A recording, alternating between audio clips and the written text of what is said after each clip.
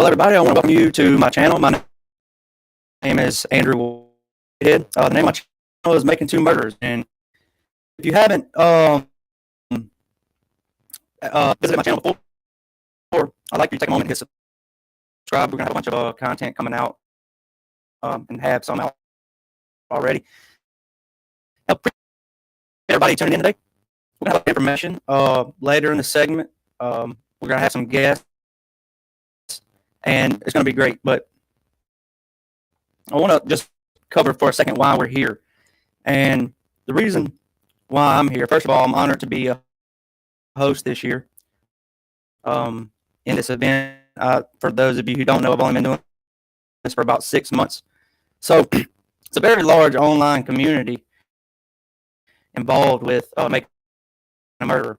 And I've watched the show many times, and I've never been a type of person to get in front of a camera, in front of people, but the show kind of enticed me to do so in the sense that all these thoughts that was going through my head, and I'm sure many of you guys had, I needed to get those thoughts out. And you know, what better way to go here? And I was unaware of the community that existed on YouTube. And once I started doing this myself and people was reaching out and I started searching for information, noticing other people's channels, it was a warm welcome. And I'm glad to be here. So we're here because a young lady named Teresa Hallbach lost her life. And it's a sad event. Obviously, when anybody loses their life, especially so young, when they have a long life ahead of them. But we're also here because of corruption and justice. And I am by no means anti-police, government voice. Absolutely the opposite, actually. But when we notice things in cases that, the blatant corruption and the blatant planting of evidence, what we're doing right now, the purpose of what we are doing is joining together, and we are speaking out saying, look, Stephen Avery was not convicted beyond a reasonable doubt. Regardless of what the verdict was, in the court of public opinion, he was not convicted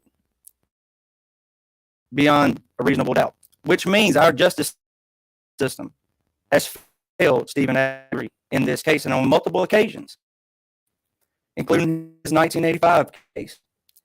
And Brendan Dassey, I've never seen such, and I'm not a trained, person that is, trained with false confessions or interrogations or how to interrogate somebody with special needs or limited learning abilities. But any of us, all of us, when we watch those interrogations, it is an absolute shame of how the investigators manipulated the story every step of the way. So we're going to be covering a bunch of different things. Now, in the description to this video, I have a bunch of different links, and I'm sure most of you have watched other segments. There's been really great hosts and guests thus far. There's www.mam-a-thon.org, and that particular website has links to other store by Mam-a-Thon merchandise, and all the proceeds go to support Brendan and Steve. And there's also of course, if the max, if it won't let you donate to their accounts, they're asking for people to donate to the Center of Wrongful Convictions for Youth and things of that nature. And we'll have moderators posting links along the way, I'm sure. So without further ado, I want to introduce my frequent guests and co-hosts for tonight and tomorrow. Hey everybody. Thomas Myrtle, how are you doing? How's it going? I'm doing quite well. I have been reviewing the material that we wanted to discuss all day, so I'm very excited to present some of this stuff to all of you and share with you guys some of this evidence that really, I think, connects the higher levels of government to this case, as opposed to simply the sheriff's office at a local level. this is something that extends to the highest levels of the state, and that's always been my position. But tonight we're going to be sharing with you a lot of material that inculpates, I believe, one specific individual in this operation, and we'll be picking up there later on tonight. But to introduce myself a little bit, since I understand that we've got a lot of new folks, listening in tonight. I've been pretty well obsessed with this case since seeing the series in December 2015. I didn't stop there. I looked up, basically tried to collect any type of piece of information I could get on it, which there wasn't a lot of out there at first, in terms of documentary evidence. So much has come out with the help of crowdfunding and all of these people coming together. Surely many of the people who are here with us tonight. But initially there really was a lot of, there really were just these bits and pieces, and I tried to collect as many of these bits and pieces and develop a background on all of those bits and pieces. So I've been obsessed with this case on and off for quite a few years now. Right. And for those of you who don't know, Thomas, and actually, I believe one of our people in the chat, George, I believe his name is, they have a website, and originally it's primarily based around disenfranchising voters and things like that. But they have various and a ton of information that they're going to be putting up on the Stephen Avery case, among other cases. So if you haven't already checked out that website, I would recommend you do so. It is www.cavdef.org, CAVDEF.org. Thomas, it's my understanding that you're basically a freelance journalist and a great researcher, correct?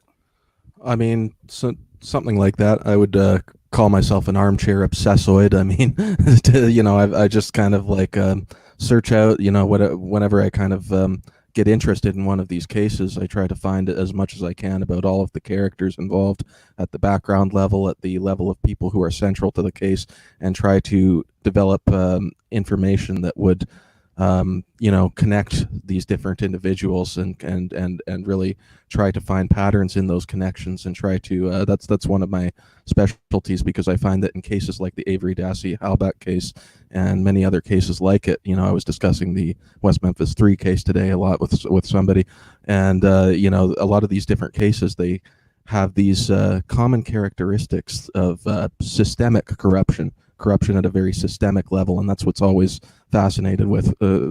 What I've always been really fascinated with is how you see these cases are like a case study of the way that the system, the state, acts and operates as a single unit in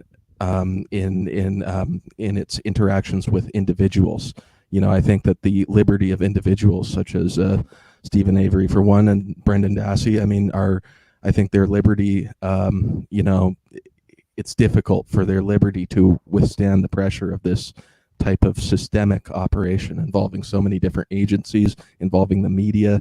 I think that anybody who watched a lot of the media coverage in Wisconsin and stuff could see how the police were feeding the media information, and the media and the police and the state agencies were basically working like they were working hand in hand. And I think in many of these different cases, you see that pattern of the media, of state, city, county, different agencies at every level of the system, all kind of engaged in misconduct, which is dismissed later on as, in many instances, when they're caught in situations where they're engaged in misconduct, they'll call it incompetence. They'll call it a lot of things. They'll call it as some type of an error. They'll call it typos, which we're very familiar with in this case. No shortage of typos. Right. That's they'll always refer to these things as isolated errors and such. But when that incompetence starts to form, patterns with specific agendas being furthered, whether it's to uphold a conviction, whether it's to push through some type of legislation that is not representative of the public, which that deals very much with what we work on with CavDef and such. We're looking at how voters are disenfranchised, among other things. We've put by these electronic machines that they bring into different states, and then that really centralizes control of who can, of the electoral process, putting it in just a very few small group of hands. In Wisconsin, you have a company called Command Control that supplies all of these different districts, and is operated by some very shady individuals, and it uses a Right. system that is almost designed for fraud, which really, I think, facilitates this system of corruption that we've seen in Wisconsin that we're here to address tonight. In Wisconsin, you have a top-down system where the vote is controlled by just a very small group of people who operate these companies that manufacture these machines, and they use proprietary software, and nobody is even allowed to inspect the software and see how they work. Not even people in government, since it's proprietary, you're not allowed to look at it, which is insane when you're controlling an election. So I think that's how a lot of these things happen. But I think that when you're looking at the Avery Dassey Halbeck case, I think that you need to take a top-down approach and look at things. You need to start at the top and see because it's the top level that's ultimately, forming the theme for everything that happens all the way down the line. Right. And Thomas, me and you, we've been working together for a few months, and we got hooked up from one of the guys in the Facebook group, Ronnie. And I've yet to get him on. I know he stays pretty busy, but I'd like to get him on one day and talk to him. But when I first started doing this and I started seeing all of these different channels, I was like, man, I'm 3 years late here. But people like Mr. Paul Capaldi, Eric Jose, and other YouTube personalities reaching out to me and involving me in things. But one of the people that and all the people I just mentioned, I loved all of their videos as well, and I'm subscribed and I watch all of their content. They do a great job.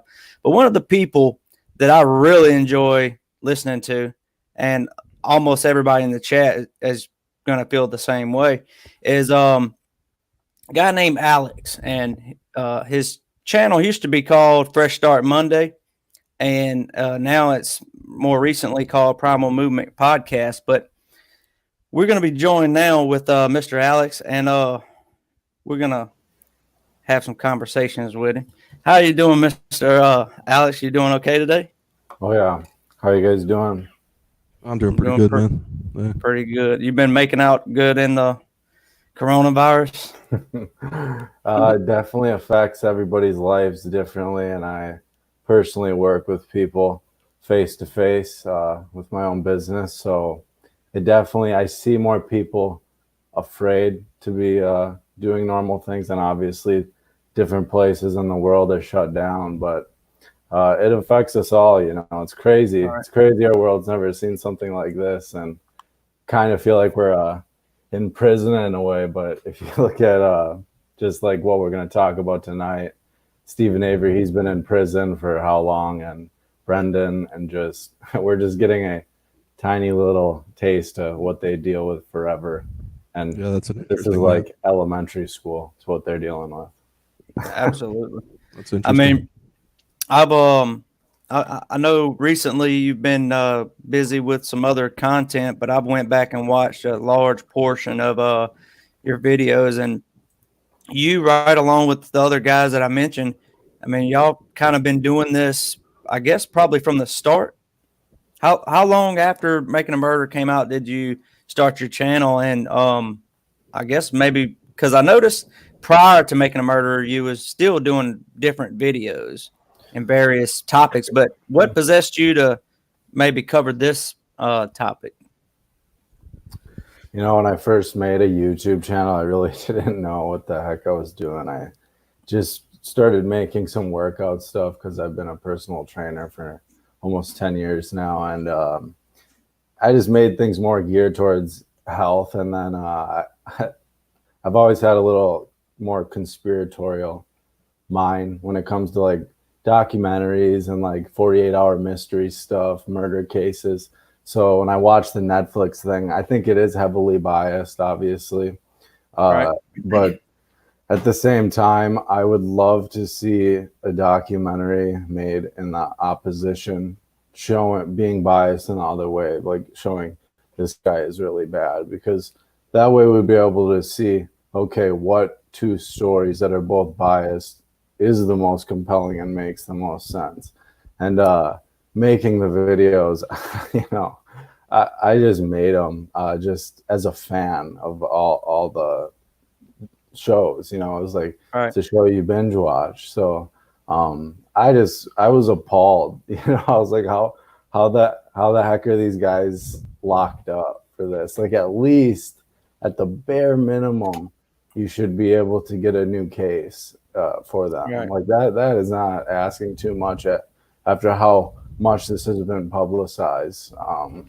And geez, just put it to rest for the families of everyone that's involved with this. Like, there's gonna come when it all is figured out, we're gonna find out there's a lot of people that have had fingers pointed at them that probably aren't guilty, you know. And looking back at all the videos I've made, I don't know if I would make the same types now, but I do think in the moment of really watching and looking at what's going on, I think it made sense. And if you go watch them and you go watch through the different YouTube videos, it all does make sense. And even just going back and watching that first episode again, it did just make me like, should I go to the next one? Because it is just going to get me down the rabbit hole. And the biggest thing with this, and why I even check in on it still, is because I don't think any form of censorship is okay. And we see a lot of that. And you know, this is just blatant censorship of these people not getting a fair voice. Like, if you go back to just Dennis Vogel, where it all starts, and like, it just is the main thing of why it got so stuck in one spot. I do think it just goes back to the very beginning of how they had it out for them, you know. And it just got to a point where you can't turn back because you lied once, and the lie just got bigger and bigger. So now no one really knows the truth. So yeah, I don't know. So I like I said, I made the videos as a fan. I'm no expert, but yeah. Well, I mean, a lot of us, you know, we're not experts. We started out as a fan, you know, and then one way or the other, we felt compelled to, you know, at a minimum, like you said, talk about the various problems in this case. And I think that one of them is, you know, that press conference that Ken Kratz gave. I mean, to me, that really stripped the presumption of innocence. You know, any presumption of innocence that he had. You know, I think one of his quotes was, "Presumption of innocence is for innocent people." Isn't that correct, Thomas? Yes, that was one of the many strange statements made during the trial, specifically at the closings, where he said, you know, yeah, that the presumption of innocence, or reasonable doubt, rather, is for innocent people. You know, a very strange and seemingly circular statement. But I wanted to address as well, you know, that it's interesting that I certainly wouldn't deny that Making a Murderer was biased either. But I think that one thing that a lot of people I think that one thing that often gets lost is how much evidence and material and information that was very damaging to the state never made it into the film. You know, that there was so much that I discovered just on my own after watching the series that completely shocked me, and that I felt, you know, really should have been, you know, included in the series as well. You know, such as some of what we're going to be discussing tonight with respect to Thomas Fallon. And so, you know, that's one thing that I always like to remind people of, is that, you know, there are many things that are missing from Making a Murderer, but not all of them are favorable to the prosecution. Right. And I agree with Alex, though. I would be very interested to hear the other side. And the reason why is because I try to be, you know, we all have our biases, whether we realize it or not. But I try to think objectively, and I try to look at every single thing that I talk about right down the middle. Sometimes that's hard, but I think it would be very useful to see, because they would have to address some of the concerns that Making a Murderer brought up with the evidence. And I would be interested to see what kind of, you know, ridiculous excuses they can come up. For instance, just talking about the key, for instance, Zellner has offered to Colburn, said she's got the exact cabinet and the exact key. He can come down to her office and try to recreate that key coming out of the bookcase, hanging a left and flying over there under a slipper. I would be very interested to see the other side. But of course, if it's biased and swung in their direction, they probably wouldn't want to cover some of those topics, even though I think they'd be forced to. What do you think about that, Alex? As far as just for instance, the opposition series to Making a Murderer. I mean, do you think that they would cover some of the or give responses to some of the issues that Zellner and Making a Murderer has brought up? That's the thing. I mean, that's a good thing to speculate about, but we won't know until something's actually made, you know. So one of these people who really are into it, and someone in YouTube should do that. They should make a documentary on debunking everything that's been presented to us in videos made by myself, other people, and even Making Murder itself. And you know, the people who really have the means to do that is Netflix and the people who made it for Stephen Avery. Because if you can prove that he's not innocent, just prove how much like they don't have a story as compelling as what we see in Making a Murder, you know. Right. The thing that really really got to me is seeing his parents get old through it when we first watched it, and knowing that it was shot years before, so they were even older, present day, and now it's how many years past. Like, are they still alive? I don't want to sound disrespectful. No, you're not. They're still alive, but yeah, I agree that was really. I mean, and I know why they included that. Sometimes I do wish that some of this other stuff that was more directly relevant to breaking down the state's case and really discrediting the official version of how this crime occurred, I wish was included instead of some of the scenes that we saw from the Avery property. But it's also important, and I think that, you know, to understand the human element here with these abuses by the state, and you know, the very real repercussions that has, just like they do with victim impact statements. I think Making a Murderer presented in their interviews with the Avery family are very powerful victim impact statements with the way that these people have been brutalized by the processes of the state and by the media. Right. And I think, and everybody has their own thing that they like to talk about. I've always been, and one of the other factors that has brought me into doing this is I've always been fascinated with forensic evidence. Okay. And one of the problems that I have in this case, as I'm sitting there in the recliner and I'm watching this, and yes, it's biased and swung towards the defense of Stephen Avery and stuff. You can clearly see that in some of the footage, but that's why I like to look at things that convince, you know, in my mind, that don't add up. So, I mean, you can be as biased as you want, but let's take Item FL, for instance. Because I was rewatching some of the show yesterday. Okay. The state witness didn't say that Item FL was shot through her body.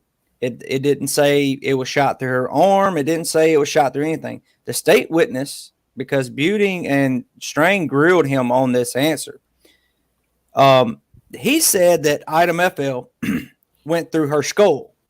So when Kathleen Zellner, you know, they put it under the microscope and they run tests on it, anybody can clearly see, even to an untrained eye, you can see that there's wood embedded in that bullet.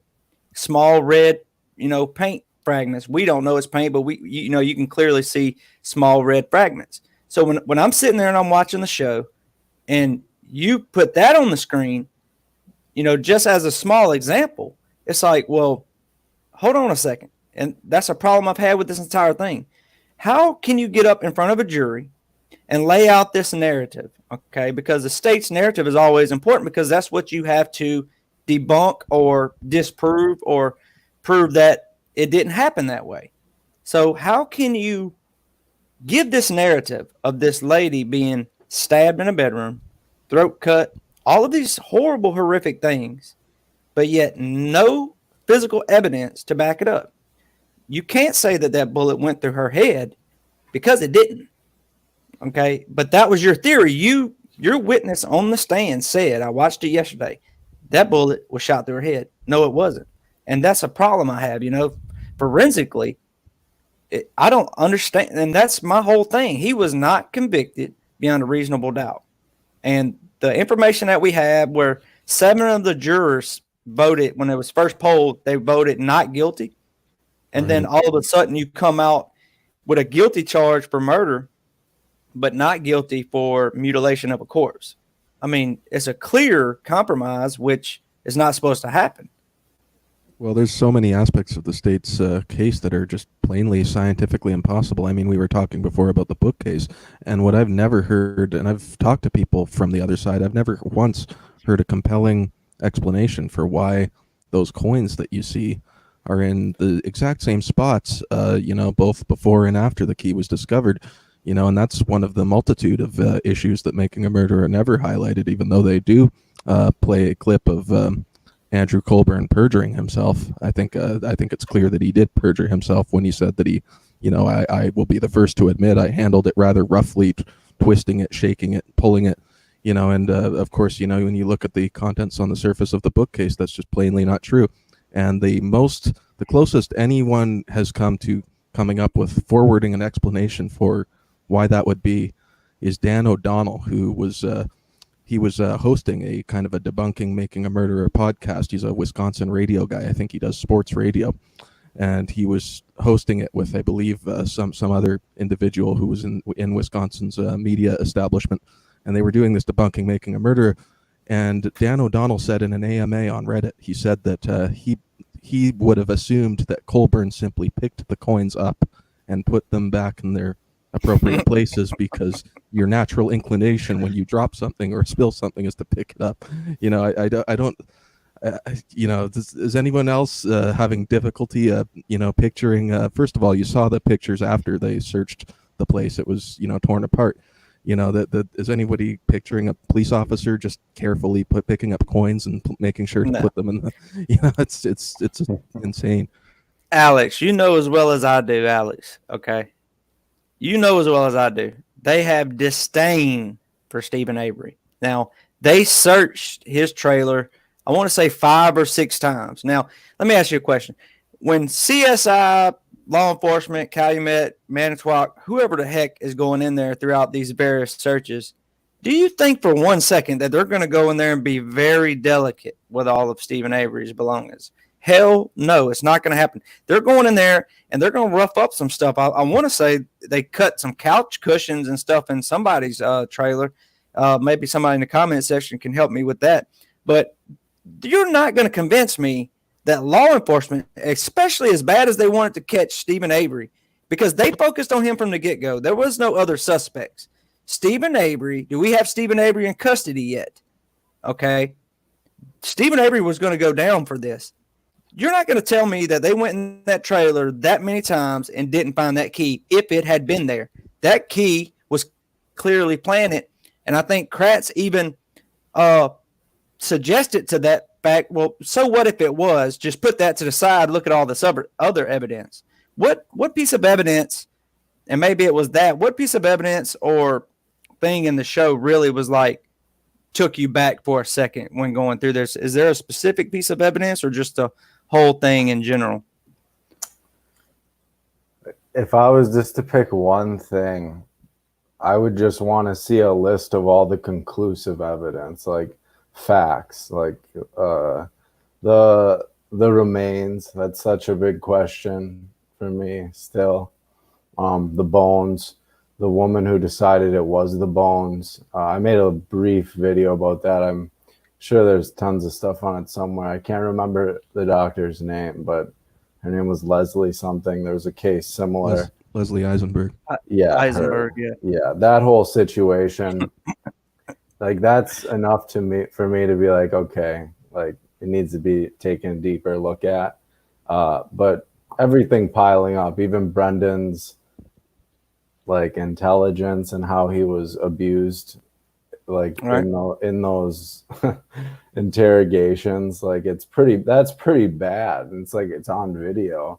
I don't know Yep. what else you could possibly need in order just to say, okay, even that's enough to say we can get a new trial. And Yep. like I said, it's been publicized so much. Why wouldn't they want to solve this? And more importantly, it always brings me back to, if it was my family, I would, if I saw this documentary, being an open-minded person that could really go either way if the evidence is there, I would need that looked at. Like, seriously, just Exactly. knowing that it's not solved with this much, unless there's something that's completely been withheld from the public. But I Right. don't think that's the case, so I don't know. And yeah, and that's the thing. And I'm glad you brought up those points. I just wrote them down because that's some stuff I want to get to.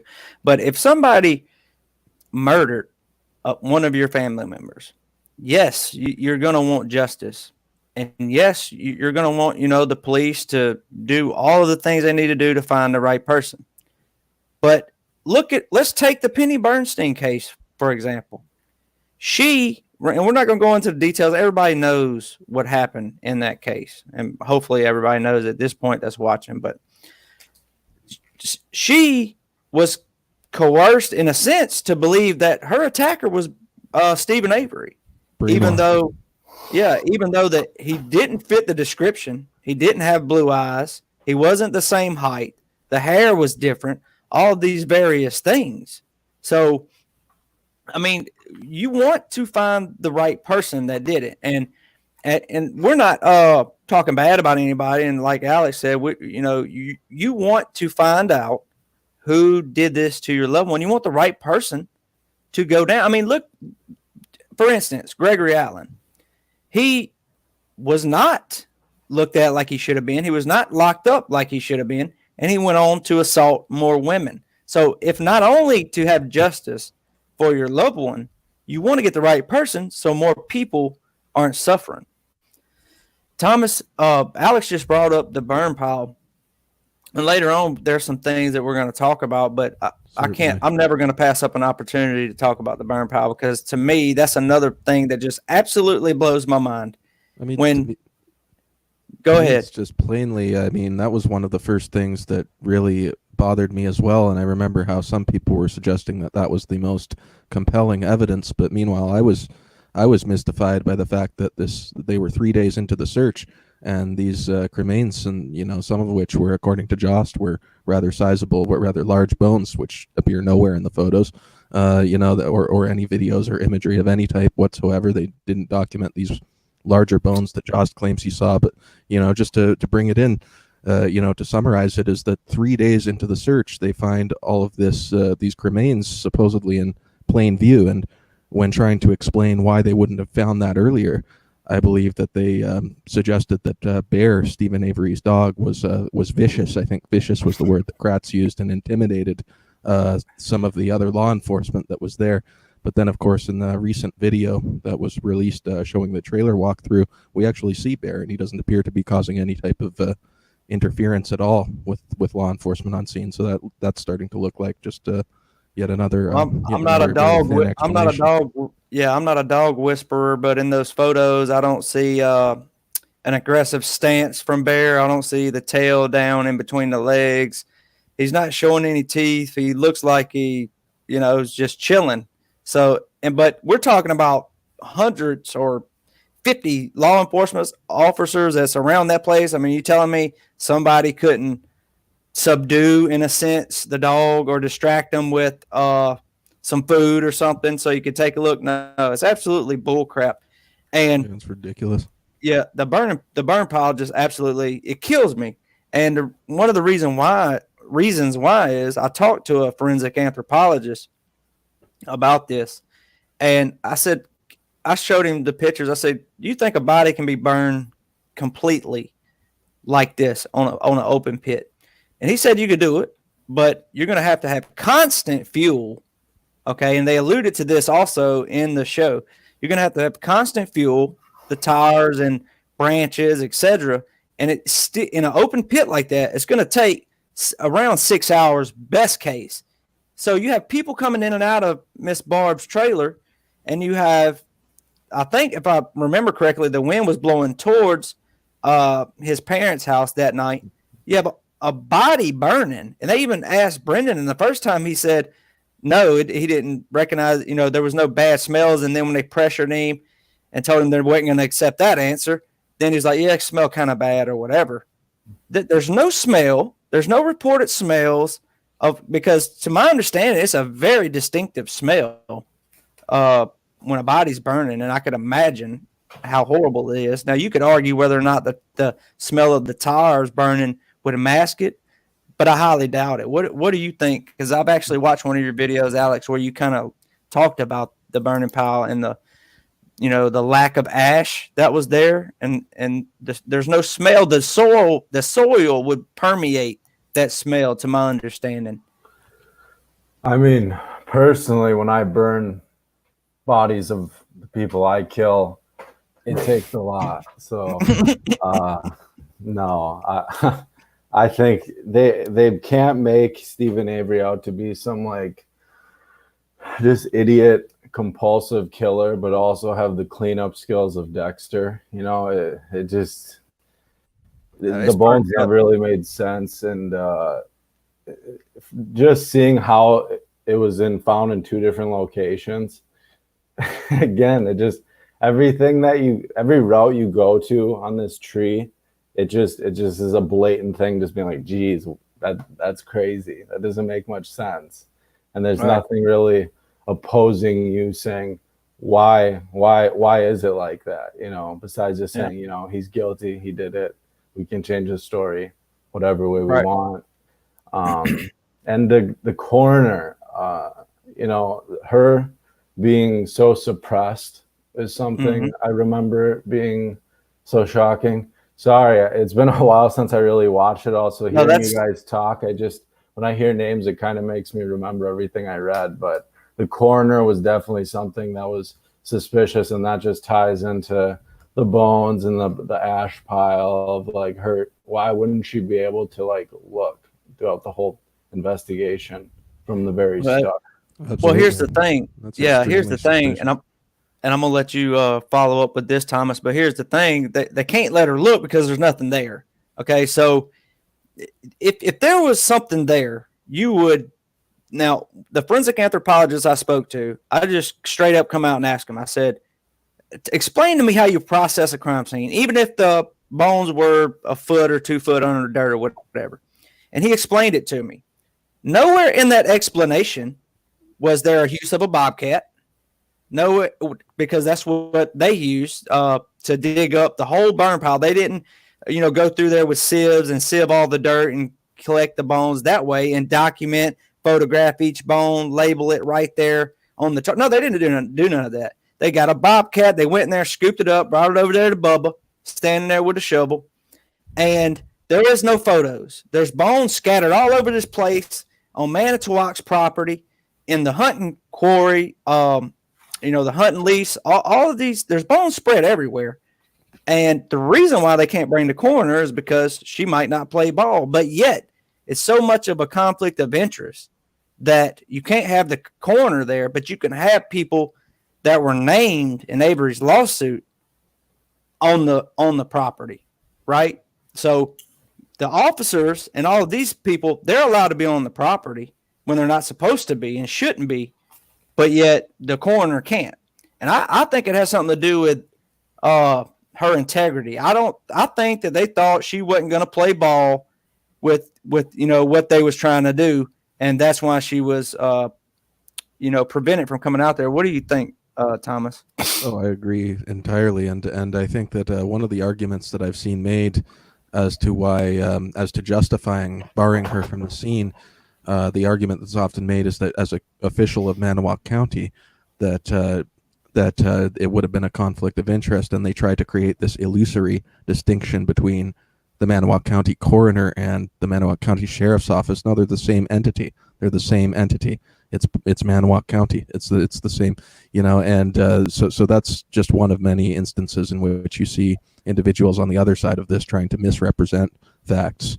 to advance their own agenda. But I think that it's very significant that the coroner, her name was Deborah Kakach, and or Deborah Kakach, and she had said that she actually feared for her safety. I think her statements offer us a really disturbing view of the government that exists in Manawa County. And she also suggested that not only did Sheriff Peterson, who himself was deposed in Avery's lawsuit, not only did he threaten her with arrest if she appeared at the scene, but she immediately received calls from the county executive, Robert Ziegelbauer, and from the corporation council of the county and everything. So this is like the top down, the entire the system working as a single unit. And as Millbilly just referenced, she was also barred from involvement in the Carmen Boutwell case, which is yet another one of Manawa County's many suspicious deaths. And I think that's very significant.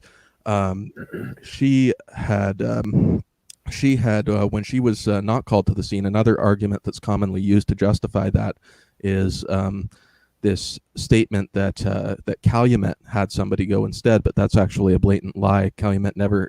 Mike Glazer never actually went out to the scene. In fact, he later appeared on Nancy Grace and said that he is confident that Avery and Dassey are guilty, but what Nancy Grace did not inform her viewers was that this guy has no means of knowing that. He's just, coming on to state an opinion. He never actually went out to the scene at all, and Glazer himself, as a replacement for Deborah Kakach, I think that in any sense, he would have been somebody who they would have trusted to have significantly less integrity, being that Mike Glazer had connections to some of the individuals involved in this case. He was a very old friend of Mike Bushman, for one thing, and Mike Glazer had also been involved in the cover-up of the death of Walter Kristen Skinner, age 2. The Skinner family has been pushing for the truth in that case. They believe that their Walter Kristen Skinner, the sisters, he was their brother. They believe that his death wasn't an accident, that in fact it was essentially a torture murder by the foster parents. They've produced a lot of compelling evidence in the way of photographs and other material to support that viewpoint. And they've implicated a number of officials in Calumet County in that cover-up, including Ken Kratz, including Sheriff Poggle, including the new sheriff, Mark Wiegert, who they say won't cooperate with them at all, and including Mike Glazer, who they say actually falsified documents to try to obscure the truth in that case. And so with Mike Glazer, I think we're dealing with another individual who was looked at as a safe pair of hands. And so they barred Deborah Kakach from the scene.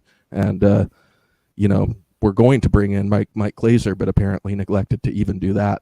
So there was no coroner that was at the scene.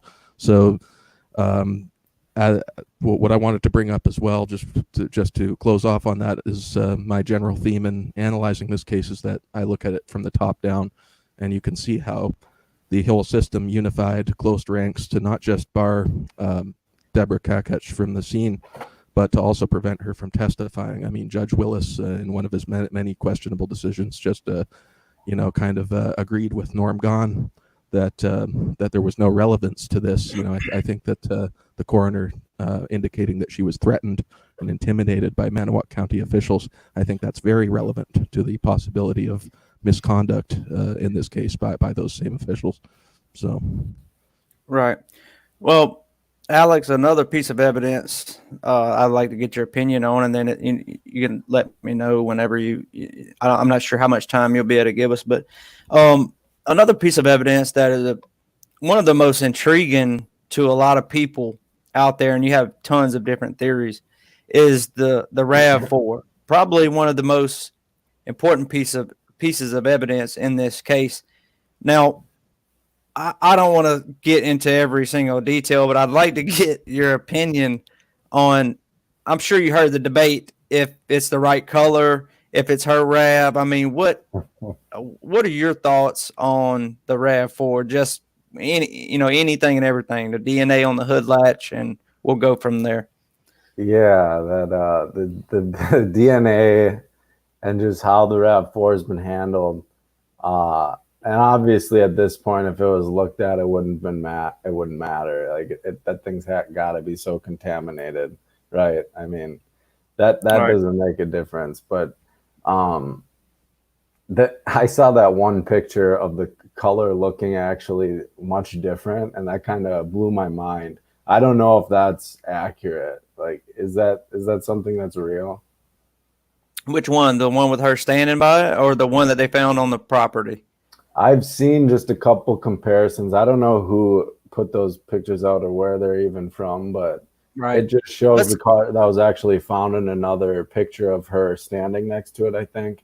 And it could just be the sunlight, but I remember looking at those pictures and it just being completely off, and what Zellner did with the RAV4 and just the reenactment thing she did like that. What else would you need in order to get a new case? Right. It's like, what else could you actually do besides being there with the camera when it happened? So I think something really important with all this too that happens. It's happened twice now with Stephen Avery, as far as through time, because he's been locked up so long. When they first put that on Stephen, knowing that they were just putting it on the wrong guy, they had no idea what advancements would be made with the DNA, with technology. And that second time that they wanted to put him away, they had no idea what technology was going to come in, the power of like something of making a murder would actually do. And I just think it's so sealed up and locked up now because of making murder a little bit. I don't know if we'll ever get the truth, to be completely honest. So all this evidence with the RAV4, if you look at the bones, I don't know what else anyone who could do to look into it to find out like more compelling information that something's up, Well, my thing with the RAB has always been, and just to allude to what you were talking about just now about, Zellner, she's still trying to get access to it, but it's not, they're not allowing her to, it's sealed. But a lot of people believe that it's not even there anymore, that they don't even have it. But if they don't have at least the evidence from the RAB or the RAB itself, I believe that Zellner's mind is going to just explode probably in front of everybody. She's going to just go crazy. But to me, you could talk about different theories and you could say, well, the missing posters and the news and the police, they said it was green and it was blue, and you could say this or whatever. But to me, I say, well, okay, well, this is the piece of evidence that they're convicting him with. This RAB that is in their possession, this is what they said his touch DNA was on the hood latch. So in my mind, what I like to do is say, hey, all right, well, they convicted him using this evidence. So if I was an attorney, what I'm going to do is I'm going to dismantle this piece of evidence. And the first thing I'm going to do is say, well, how is it that Stephen Avery did all of these things with this RAV4, but yet not a single fingerprint of his on the vehicle? How is there no blood? He has blood by the ignition, supposedly, and on a CD case and in a door jamb, but there is no blood from an actively bleeding finger on the steering wheel. There's no blood on the gear shift. There's no blood on the radio, on the air conditioner adjustments, on the mirror adjustment. I mean, there's literally no evidence of Avery being in the RAV4 that was found on the salvage yard other than a very small amount of blood that, to me, especially by the ignition, was clearly planted. And no one even noticed it at first either. That's another thing that I think is very important about this blood that isn't brought up as much, is that in the defendant's motion on planted blood in 2007, they detailed how neither of the volunteers saw any blood stains. So, but that's not necessarily too much of an issue. They didn't have flashlights or anything like that. But when the police get there, none of the police, either the Calumet or Manawak, none of the deputies on scene, nor Fassbender, nor anybody of the other individuals on scene were able to see any blood, even though that they shined a flashlight inside the vehicle and were able to see a piece of paper and read Teresa Hallback's name written on the piece of paper. And they also would have shined the flashlight right into the area where that blood stain that we've all seen should have been, just to see if the key was in there. So, the fact that none of that was noticed initially, I think, is significant, because it, much like the cremains allegedly appearing 3 days into the search in plain view, much like the key appearing, suddenly just materializing there after this place is searched for hours and multiple entries. That all of the evidence in this case, all of the physical evidence, seems to simply materialize in areas that have already been cleared, and the blood is no exception to that. Well, here we go, guys. Okay, we got a situation where we have an absolute genius. Okay, I'm not sure if y'all are aware of it, but Stephen Avery is a genius. According to the state, he sat in prison for 18 years, and from day one, he planned this event. Okay, and he's so thorough and so smart that he basically brutally murdered this girl inside of his trailer. And there's no hair, there's no DNA, there's no blood, there's nothing in the trailer to suggest Teresa Halbach was in there. Other than the bullet that was clearly not shot through Teresa Halbach, there's not a thing in the garage that suggests she was ever in the garage. But yet, he's so thorough, and this is one of the things that blows my mind. He's so thorough that he left her camera and stuff in the burn barrel in the front yard right by the driveway. He's so thorough that the state wants you to believe he supposedly disposed of these bones, but yet left all of these other bone fragments in the burn pile. And then to top it all off, he's so thorough that he didn't clean up any of the blood, and guilters and people like that would have you believe that the reason why you don't have any fingerprints or DNA anywhere on the vehicle other than the hood latch was because he had to take the glove off to open the hood latch. That's absolutely absurd. And then to go, like we're just talking about, to suggest that he was so good at cleaning all this DNA and forensic evidence up, but not, left the obvious things. So, I mean, it's really frustrating. I'm going to be honest with you, because it's so clear and so blatant that, like Alex has said, this deserves to be looked at. And I know the motion keeps getting put back, the date because of the coronavirus for the state to have to respond to Zellner's motion and appeals. And hopefully they'll get an evidentiary hearing and some of this stuff can be litigated, because I'll be honest with you. I think if Zellner gets an opportunity, she's going to just completely annihilate any thought or suggestion that Stephen Avery killed Teresa Halbach, especially with the forensic evidence. What you got for me, Thomas? Oh, he's on. Oh, well, he stepped certainly. away. No, I mean, I was talking about the RAV discussion that we were having before.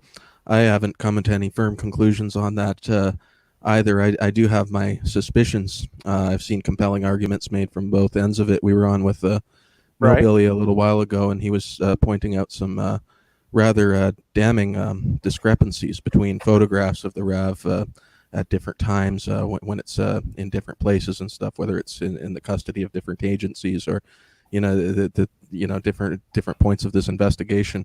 And it's supposed to be the same vehicle, but there appear to be clear discrepancies in damage and stuff. So there's some compelling arguments to be made there, but I generally stay away from the color comparisons. It does appear very different in terms of the color, whether it's looks blue in some photos or green in other photos.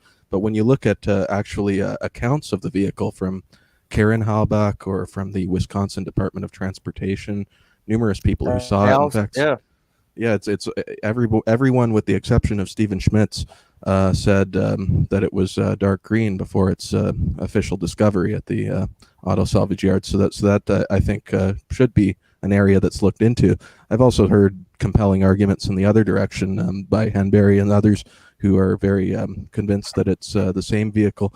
I think that the one thing that would settle this issue once and for all would be if they finally released the vehicle that they do have in evidence to Zellner for analysis and testing. And of course, they've made every effort not to do that. So now, Dr. Siltman in the comment section, he's saying that there's no DNA belonging to Teresa found on the key. And Cole Hain used up all the DNA from the swab, and that's a perfect point. And we could talk about that for a minute. And for anybody listening, and Alex, I'm not sure if you know, but tomorrow, and Mr. Dr. Silkman, he's just as educated as the guy I'm going to have on. But I have a guy that is literally, and I'm super excited because anybody that does YouTube videos has to know how hard it is to get people to come on your channel, but I have a DNA expert that has about 3 pages of credentials, probably longer than my arm, of history, degrees from Harvard and all over the place. And one of the questions, we're going to be talking to him tomorrow around 4:15, I believe, and have quite a few questions lined up for him. What Dr. Silkman is saying about the key is 100% correct. Okay. And I've even asked in prior videos that I've done, I've did a Q&A with the guy that's going to be coming on my channel tomorrow. And I've just went over the answers in a video. And one of the things I asked him was about the key. I said, if you have a key that somebody's using for every day for 2 years, presumably every day, and a suspect grabs that key and uses it to move a vehicle and, fondles around with the key for 10, 15 minutes. When you swab that key, are you going to get only the suspect's DNA? Are you going to get a mixture of DNA? Or are you going to get only the owner's DNA? And his response, and we're going to ask him a little bit more about it tomorrow, but in a general setting, his response was, most likely you're going to find either the owner's DNA, only the owner's, or you're going to find a mixture. You're going to find a little bit of Teresa's and a little bit of the suspect, in this case, Stephen Avery. And like Dr. Silkman alluded to, that the key was cleaned and then Avery's DNA was put on it. And then if you look at the amount that was found on the key, 0.17, and then Zellner brought the key to Stephen in prison and had him hold an exemplar key for 15 minutes, I believe it was. And then they went and tested that same key and they only found 0.017. So like maybe only a tenth of what was placed on the planet on the key. So, I mean, you can see the discrepancies, and the problems that we have. There's not a drop of DNA on the key. And the guy also told me, the guy that's coming on tomorrow, he said that, and this is one thing I want to ask him about. He said that keys aren't good items to swab for evidence in the first place. He said some laboratories still do it, but there is a lot of laboratories that will not swab car keys, and I'm curious to know why. But what do you think? The fact that Teresa Hallbach's DNA is nowhere on the key. I mean, to me, that screams, something's wrong here. I think, obviously, yeah. The lack of evidence just with everything with her, right? The back to the bones.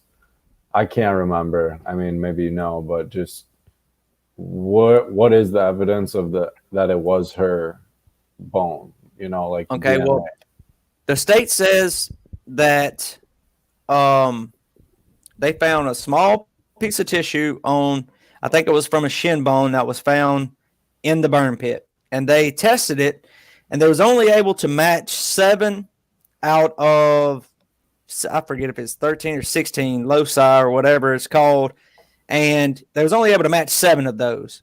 Now, if you match all, let's just call it 16. If you match all 16, the chances of that being anybody other than Teresa Hallbach would be like 1 in quintillion.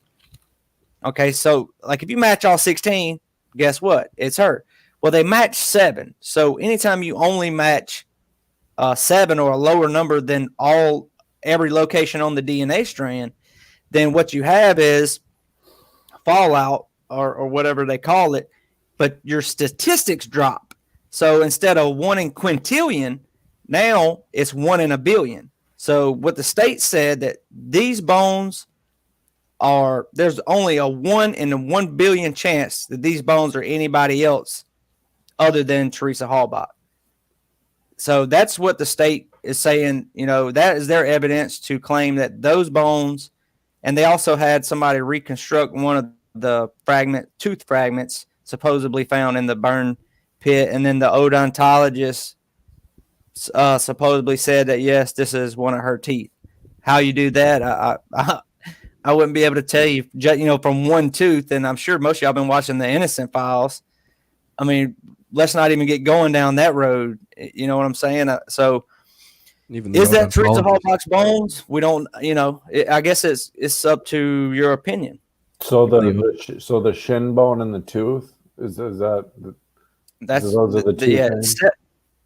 Yep, that's really what they have for their proof that is Teresa Hallbach's remains. Like, I'm no expert in it. If they could show me for sure, like just the process of it and like how we know for certain that is her DNA, that's one thing.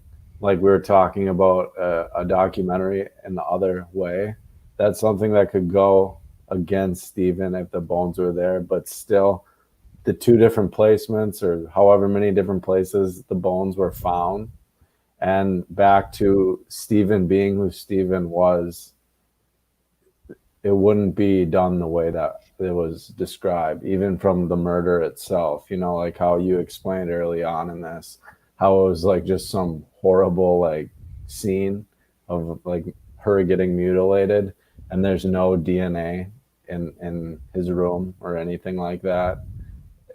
It's all kind of just silly at this point. It's blatant, and I just think it should be looked at least at the bare minimum one more time. Right. And Yeah, I think definitely. I think we all agree with you on that. Thomas, what do you think about the DNA situation on the key and also the hood latch? I mean, there was 1.8 nanograms of touch DNA on the hood latch, and Zellner ran 15 test runs of people touching the hood latch. Then they would swab it, clean it, test it, repeat, and nowhere close to that amount of DNA was left on the hood latch. I mean, what are your thoughts on that?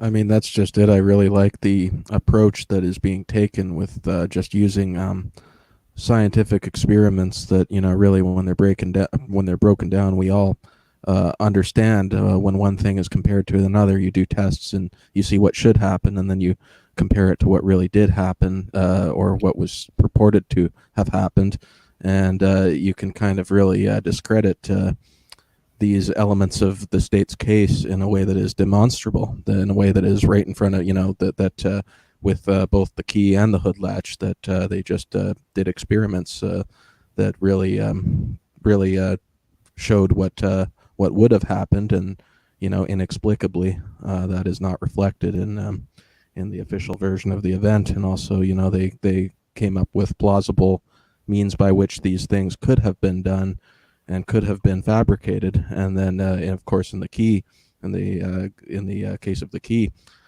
they said that the toothbrush would have been possibly a means by which that kind of DNA could have been placed on the key. And of course, in the photos of the bathroom, there is no toothbrush present. So, and then it wasn't taken into evidence. So, the implication being that that item is unaccounted for and likely was taken either by the police and or by whoever is responsible for this murder. And I think all of this evidence and all of these things that we're talking about right now is why you have Brendan Dassey sitting in an interrogation room with two investigators, because they needed a confession. In my opinion, they needed a confession to solidify this entire case against Stephen Avery. And in a sense, I guess you could say that Brendan Dassey could have been Stephen Avery's alibi witness, because he was supposedly over there, whatever. And then, but the state turns him and flips him, and now they coerce this confession, and then here we are. But I think all of these concerns and these questions and things that we talk about with the forensic evidence, I think some of this was known that they was going to have problems with this entire case, especially the circumstances in which it was found. I mean, every single piece of evidence was found by Manitowoc. They weren't even supposed to be searching the property. They was only supposed to be facilitating the investigation, providing equipment, and when the keys found, it's Manitowoc. When the license plates are found same day, well, there's actually typos in the search warrants. They claim that a lot of this evidence was found on different days than what they said it was. So there's questions there for sure. But every step of the way, the bullet, the key, license plate, every step of the way, it's Manitowoc. They're leading that whole investigation, and they just told everybody that they was bowing out just to save face in the public opinion. So, I mean, but leading to Brendan Dassey, we could talk about this situation for a while. The who shot her in the head question to me was a complete, and we'll talk about the control question too. But the who shot her in the head question to me was a complete failure. Just one of about 1,000 throughout that interrogation. That particular point of the interview, Alex, what was your thoughts about that? I mean, probably I'm sure the same as ours is that, they just they get frustrated and they just say, well, who shot her in the head? And immediately Brendan says he did, So, I mean, what did you think about that exchange? Honestly, with all the Brendan stuff and just anything with Brendan, who the hell knows? Like, honestly, like he's been depicted as an idiot forever, like his intelligence is always brought up with it. And, it's clear that they were making him answer a certain way. So he's gone back and forth so many times. I don't know what you can really say when you look at the whole Brendan situation. I look at pictures now, though, of Brendan, and it just makes me feel pretty depressed for him. Like, absolutely. That dude, same thing with his uncle, man. Like, back to the Penny Bernstein thing. They've had it out to get him, and he was wrongly done. Before you go off on why, there's something I wanted to ask as far as just, do you guys come out and say what you think actually happened? Like, who killed her? I've been pressed to come out with that, but what I've told people is I'm nowhere near. I haven't gathered enough evidence or knowledge about this case. Believe it or not, I mean, there's that much material out there that I think it would be irresponsible of me personally to suggest who did what. But I can tell you, I believe on certain things. If this was a game of Clue, and like it was set up like that, and it's a complete hypothetical, is there a top three? I'll tell you one of my top three thoughts that's run through my head. All of this conveniently benefited Vogel, Kasurik, and the county of Manitowoc. I'll tell you this. I'll say this. It would not surprise me if Kasurik or Vogel or both hired, because they know tons of criminals, right? They've dealt with all of them.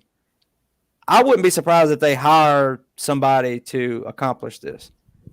And now there's other various suspects that have very strong arguments against them. There's strong arguments against the ex-boyfriend. Why Ryan was never even looked at as a suspect still, that's just another aspect of this whole thing that blows my mind.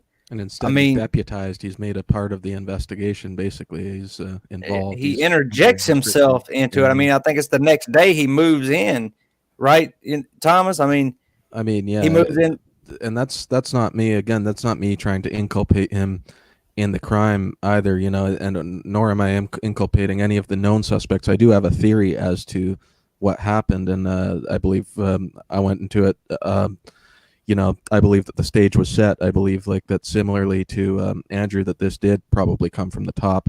I think the timing is very significant. I don't think that this kind of you would have to win the lottery as Manitowoc County and the named defendants in that lawsuit for for Avery to decide to do something like this, or for somebody else to decide to do something like this, and this to kind of just fall into your lap. And then Avery would have no motive to do it whatsoever, standing to win millions of dollars in a lawsuit and see the people who wronged him actually avenge, all the time lost and everything. It just, I cannot fathom the alleged motive here as at all. The official motive here, any of those which were suggested, and we really don't even have an official motive. Right. I really don't believe that it was chance that Avery was arrested on the eve of Kosurik's scheduled deposition. I don't believe it is a coincidence that Teresa Halbach disappeared after all of these people were deposed, and more was coming out. And it came out that multiple people, including people who were still in power in the sheriff's office, had known information that would have led to Gregory Allen and suppressed it. This, of course, being the 95 calls. So it wasn't like we were just dealing with the old issues. The lawsuit was revealing new things, was revealing new issues that, and one of the common arguments you often hear again is that, all the people involved in 85 were gone by then. Well, that's not true, because the 95 call directly connects the people that were in power in 2005 to the 85 cover-up. And that was something that we only learned because of the lawsuit. And who knows what else would have come out, if Teresa Halbach hadn't had that fateful intersection, as they've described it. I mean, it's highly convenient, and I thought before, and Alex, I'd like to hear maybe a couple of your thoughts and opinions on it, but maybe as to who could have orchestrated this. But my thought has been, it's highly convenient for these people that is in this lawsuit for this to happen, and a lot of people will say, "Man, y'all are crazy! Like, there's no way." Well, I would suggest that you take a look around. Google, police corruption in Chicago. Google the Jeff Davis 8, where you have all these police officers, sheriff's officers directly implicated in 8 women, murders of 8 women who were some believed to be informants. Look around the country. Now, Fox News, CNN, MSNBC, they're not going to get up there in a lot of these cases and suggest, more recently, yes, but in a lot of these situations, they're not going to get up there and point a lot of these different things out. Your local news media aren't going to be pointing a lot of these things out. And that's my thing. I've always been on the other side of this issue. I've always been, well, if the cops are saying this guy did this, then he probably did it. I was one of those blinded people. This case has opened my eyes and in a different light, and I'm not anti-police, but if we see something like this, we have to step up, talk about it. We're not going to go down to the courthouse and be able to really do anything to get Stephen Avery out. He has highly skilled attorneys that's working that out, but our job as supporters of Stephen Avery is to not let up on these people that are involved with this entire situation, and to let them know that we're not going away. This isn't going. If we go away and we stop talking about this, do you think anything's going to be done? Do you think any pressure is going to be applied on these people? Absolutely not. So, Alex, that's a great question, and there's multiple theories out there. I believe in a few of them. There's definitely different scenarios of people that could have done this. Some people don't even believe Teresa Halbach's dead. I'm just saying there is a faction within the supporter community that believes she's not even dead. I tend to think it was hard enough getting me here, guys. You know what I'm saying? Like, it was hard enough getting me here. I can't go there. My mind would be just blown if that was the case. Not to say it's impossible, but what are some of your theories? Or, what are your thoughts about maybe who did this to her? I don't know if in any of my videos I've ever even said, honestly, if you don't have to. I'm just, I'm saying, I'm just trying to think, like, if after knowing everything and just seeing the way things are, what you just said, which seems so crazy and wild, as to the fact that Teresa might actually be alive. Likelihood is she's not. or Right. the likelihood she's not, but the mindset of going at this every angle you can just to make sure that part's locked up and you can just advance to the next part of the truth. Maybe that's what needs to be done, because like I was mentioning before with the DNA evidence and how there just seems to be none. Like, let's see the real DNA and how it's actually laid out. That's actually her shin bone. She could have been killed in a totally different location. They might not ever have seen her, know where her bones are. Right. So there's so many suspicious people. It seems like it's just more of a big effort to. There's a lot of people who might not actually know, but they are convinced that it is Stephen Avery because they've been told the wrong thing by the police. I think that's a big thing that was happening then.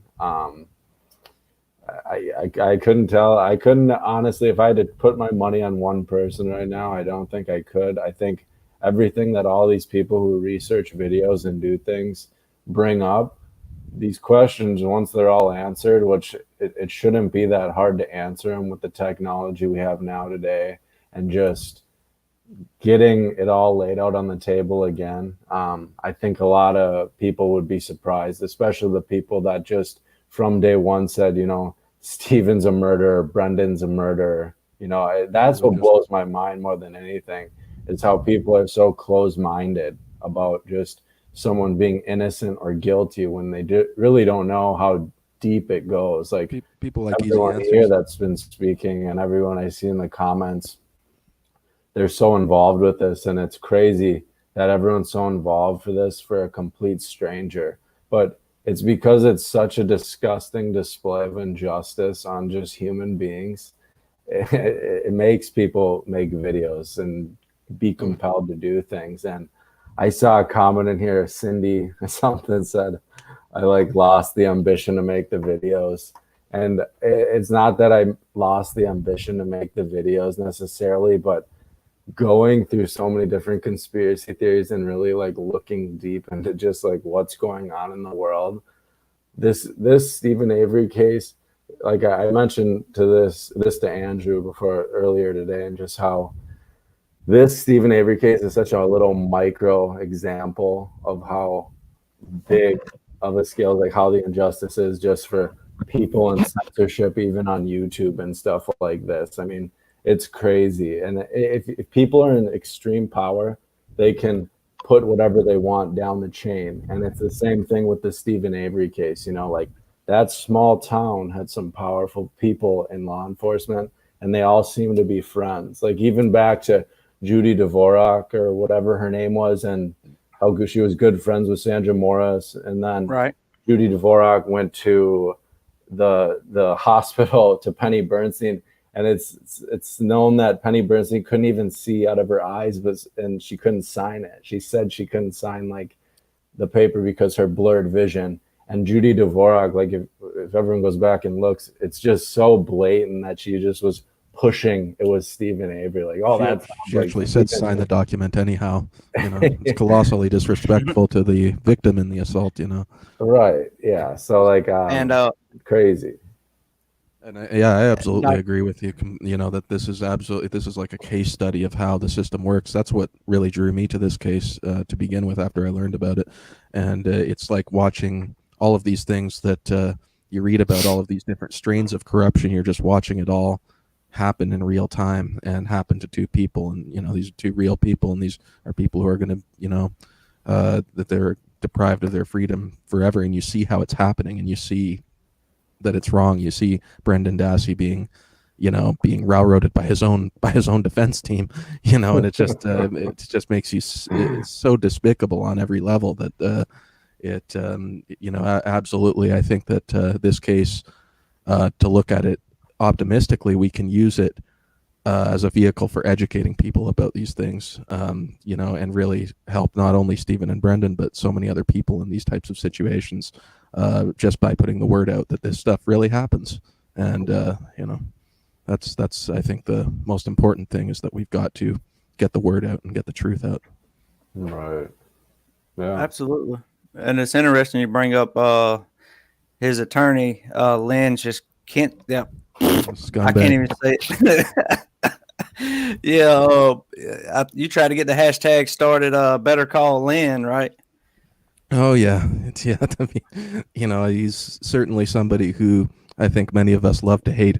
But and even just as equally despicable, of course, would be Mike O'Kelly, who his investigator, or Cell Tower Mike, as he's known. He, is basically this con artist who went around different states selling prosecutors and defense lawyers his cell tower analysis and his statement analysis. And he, one of his many statements is he says that if somebody says when I was 3 years old, he says that's a tip that they're lying, or if they refer to I believe he said that if they refer to themselves as a young age, that it means that they were molested. This is Mike O'Kelly. These is little excerpts from his his statements about his expertise and statement analysis and stuff. He calls himself Cell Tower Mike. He's gotten in trouble with a couple of different people, attorneys and prosecutors, for going around and selling them his services for prices upwards of $100,000. And it's quite amazing. And of course, the famous footage where he's just blatantly trying to brainwash Brendan. It's like you're watching a interrogation of prisoners of war in North Korea or something, where he's handing them this form with 2 boxes. You are either sorry for what you did or you're not sorry for what you did. It's like brainwashing. It's just surreal to see this happening. And then of course one of the results of that surreal meeting was Brendan's being coached to produce various drawings, crude drawings of a woman tied to a bed, which of course were used against him at his own trial by Thomas Fallon. Right, and and we're going to be getting to Fallon here in a minute. But sure. Yeah, somebody asked me, and also Dr. Silkman's bringing up A23. I believe that was another thing you wanted to cover later on towards the end of this segment, Thomas. But one of the strangest things in this case, I think. Yeah. Somebody asked me a while back when I first started doing this, and I believe the reason why they asked me, I can't remember who, but I believe the reason why they asked me is because they were saying I was focused on too many aspects. I need to find one thing and just focus on it, but I don't like to do that. I like to look at everything. But they asked me if you could pick 2 of these characters to get in a ring with, or any one specific character to get in a ring with, who would it be? And I think Lynn, I would like to do a Royal Rumble with, I don't watch wrestling anymore, but I did when I was like a teenager, but I would like to, like a cage match with me, 1 versus 2. I want to take on O'Kelly and Lynn at the same time. I'm not like Floyd Mayweather or anything, but I'll hit him. That's hilarious. I filled the whole ring up with uppercut. I'll tell you that right now. I'll hit them with so many rights they'll be begging me before I left.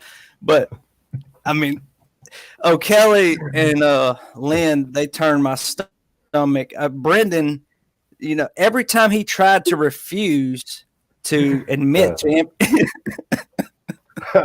That's so funny, dude. Because I was thinking about I'd go 2-on-1 against Pamela Strum and Judy Dvorak.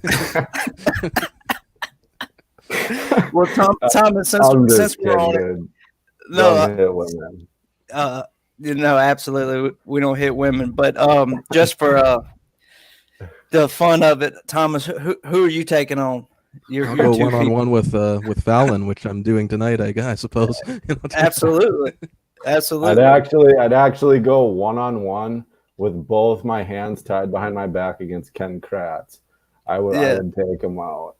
I've seen some of your videos where you're kicking the heavy bag, and I think you would knock the crap out of him pretty well without either hand. So just because he deserves it just for all of his like other nasty shit, acting like some sort of elitist type person, messaging those victims.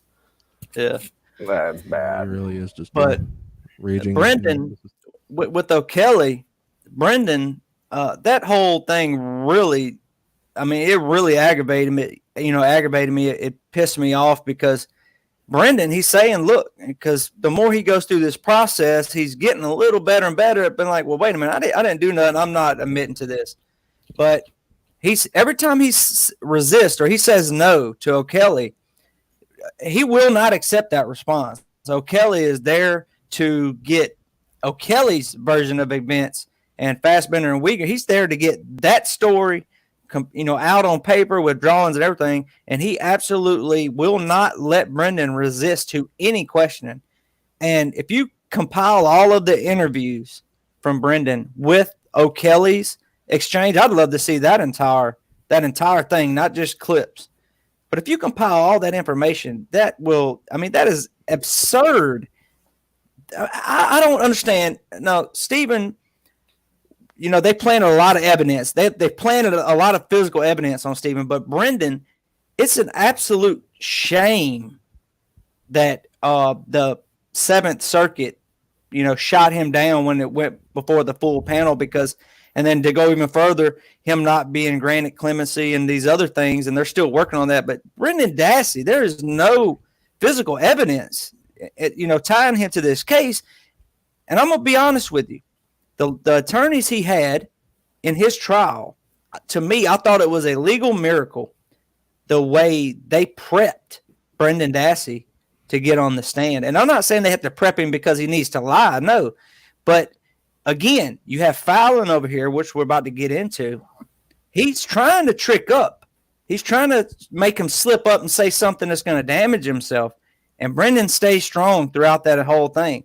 And when I watched that the first time and then multiple times after, I was highly impressed at whoever prepped Brendan Dassey to get on the stand, because he finally did not cave to the pressure of the investigators saying, well, no, that's not correct. This is what happened. Brendan said, no, I didn't do it. And every time Fallon or Gunn or Kratz tried to trip him up, he stood his ground. Finally, I was, completely elated. That absolutely clip, to see him on the stand and how he, finally was able to stand up for himself. Even though at trial, his own lawyers were, his second set of lawyers were selling him out too, because they went behind the scenes with Kratz and the others and cut a deal to only play part of the tape and didn't play the part where he immediately recants to his mother afterward. They cut that portion of the tape out, which I think that is done deliberately. That is a failure, to look at it from the other side. If you want to say that he didn't have, great counsel or whatever, that is one thing that Alex, I don't know if you remember, but in that interrogation at the end of it, he immediately recants when the investigators walk out of the room. Yeah, he says they got to my head. Mother. But they did not play that part in front of the jury. Do you remember that? And what are your thoughts about that? I mean, why? Why? As a defense attorney, there's no way you should have allowed that to be played and not the recant part. I mean, that was, insane. Gun as the defense, and they admit in there's footage of them admitting that they stipulated with the prosecutors that they would end the tape early. So that was absolutely. That was something deliberate. I don't believe for a second that was incompetence. I believe that his second set of lawyers were planted on him just the same way his first set of lawyers were planted on him. I mean, it's highly possible. How do you feel about that specific, and that not being played in front of the jury, the recant part, Alex? It just shows just how bad the justice system can be. It's like, why the hell would anything be left out? I've never really understood that with the law. And like, you see all these technicalities in courtrooms and stuff, and just all the processes that need to happen in order to get something approved. It's just all bullshit, honestly, in my mind. Like, it's a dead end battle with people who have so much leverage. You just gotta hope Zellner is going to keep beasting it out and just keep hammering away at it. Like, not being a legal expert, I have no idea. Like, right, what is left for them to do? Like, what? The only thing I can think of, Alex, I don't mean to interrupt you, but the only thing I can think of, and to me, it still wouldn't be a valid argument as to why, from the defense standpoint, you wouldn't want to play that. I know when Brendan says, they got to my head and whatever, the mom asked him, well, did you have anything to do with this? And he says, not really. Right. But to me, if you understand how Brendan communicates, if a normal person says, say for instance, one of us, and we're being interrogated, we'll say, well, and they ask us, did you have anything to do with it? And we say, well, not really. Well, not really means you had something to do with it. Well, but coming from Brendan, that doesn't necessarily mean that, that was just his choice of words, but he recanted that entire interrogation by saying they got to my head, and they did. So yeah, and he's also saying, like, because that's the allegation, so he's saying not really, like, no, that's not the real truth. That's what I think Brendan is the reason why he uses the words not really, because the allegation at this point is already out there by the police, and so he's saying, no, that's not really true. But it's also interesting, and we've talked about Marquette in the past. Marquette University is the incubator for a lot of the Wisconsin's legal elite. And Mark Fremgen, who was the attorney for Brendan Dassey at trial and who stipulated with the prosecutors not to play that part of the tape, Mark Fremgen went to school with some of these people. I mean, I believe he was Marquette Law 86 or 87, and Sutkowitz, Kratz, and Gahn, and they were all going 84, 85, 86. So I find it distinctly possible that some of these people have known each other for a very, very long time, and perhaps know each other well, because I have been able to, just by tracing, a lot of the graduation years and stuff, I've noticed that a lot of these people were going to the same college at the same time.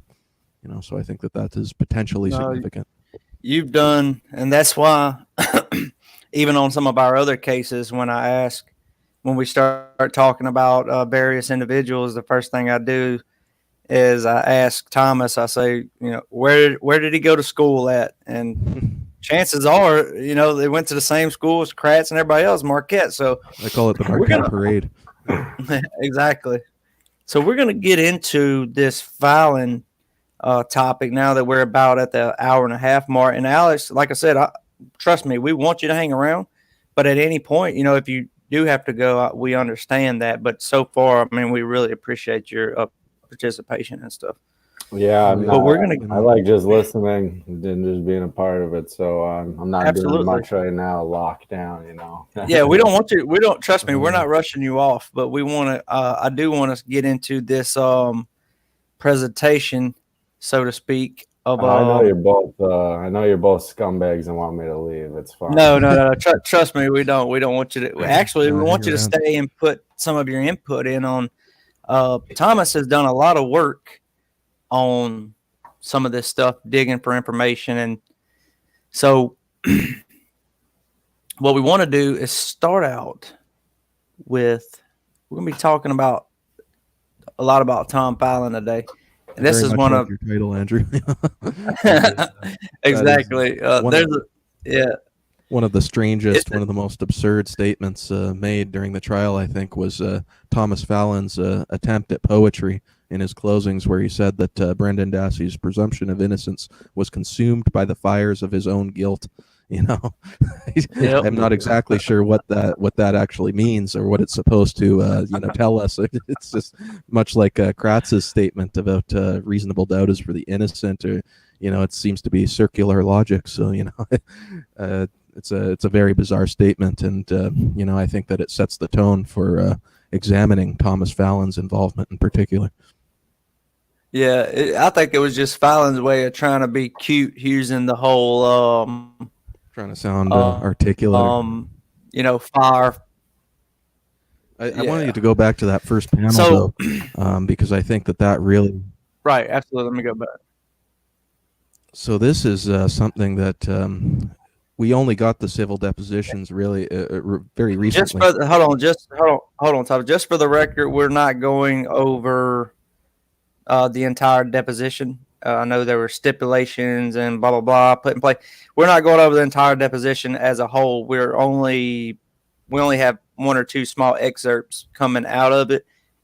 So just before anybody freaks out, because I seen something earlier that said we're not supposed to use it in its entirety. So just putting a little disclaimer out there. All right, and sorry for interrupting you, and Thomas. I saw it and obtained permission to use this cover for Thomas Fallon's deposition from them. So I think that'll be all right. But I think that it stunned me to see this because we, of course, recently obtained the civil suit depositions, the transcripts. We don't yet have the videotapes, but this is a still from Fallon's deposition. And it was news to me that Thomas Fallon had a 97-page deposition in Stephen Avery's civil lawsuit. So Thomas Fallon is one of those guys who was being deposed in 2005 prior to Teresa Halbach's disappearance in connection with this lawsuit. And he was being deposed because of his involvement in reviewing the 85, the Manawa County's handling of the 85 assault. So Thomas Fallon, when we see him becoming involved in the prosecution of Avery and Dassey in 2007, this is yet another individual who is directly connected to the 85 case via his involvement in the internal review, Madison's internal review of Manawa County's conduct, ultimately clearing them of any wrongdoing in what I consider to be just a absolutely asinine conclusion and report to their review. I think that their review itself revealed ample evidence of misconduct, and yet they concluded that there was no misconduct whatsoever. And there's Fallon right there, in the hot seat, talking about how he took a very key role in editing that report that Lautenschlager officially put out in December 2003, clearing Manawa County of any wrongdoing. So Thomas Fallon was involved in the 85 cover-up. He was involved all the way back in 2005, and he was directly connected to the lawsuit. That is one of the, we were talking earlier about things that making a murderer should have included that are damaging to the state.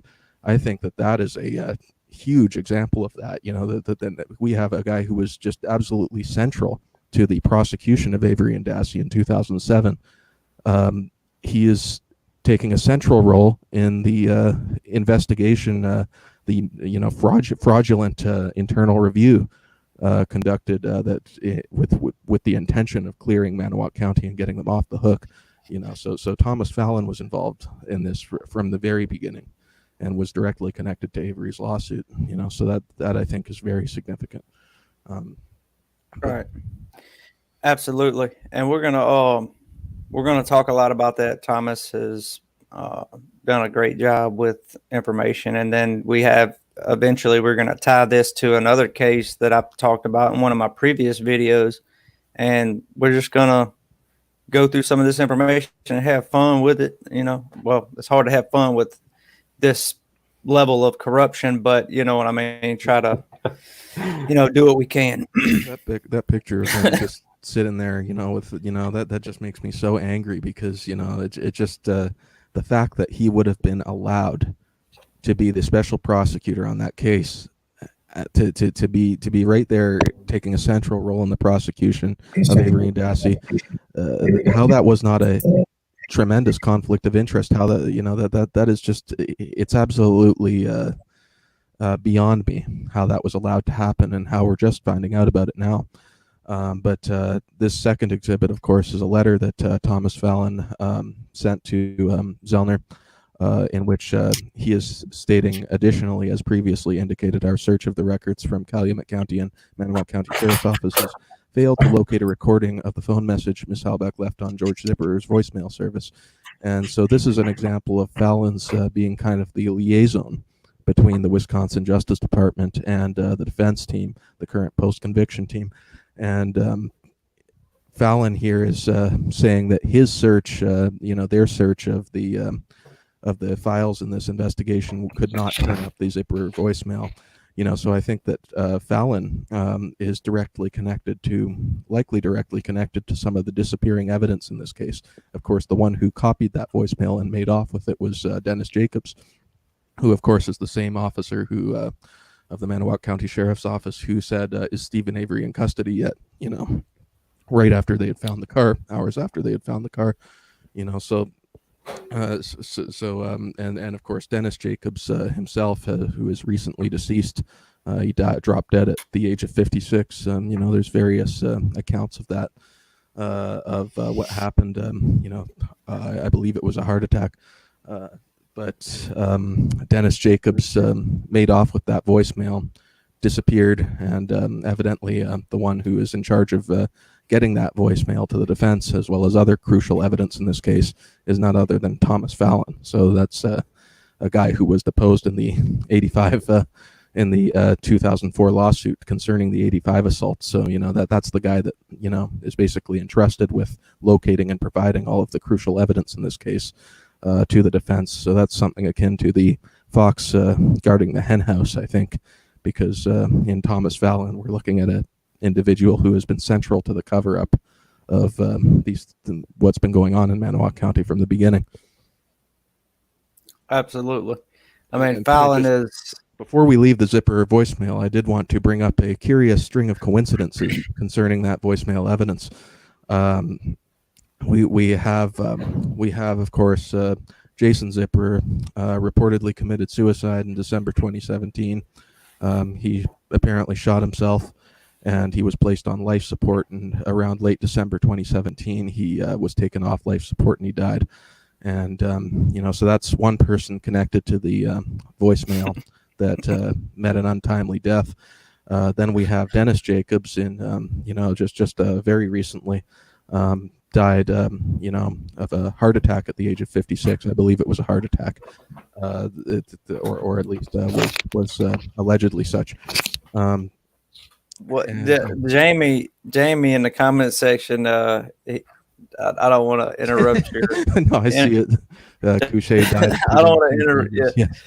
He said the pencil. He died from eating too many cheeseburgers. But you actually pointed out in a previous video that he go to Ireland or something before he died. Yeah, that's very interesting too, and Couché is relevant here too, because there is some indication that Couché was related by marriage, possibly to the Zipper family.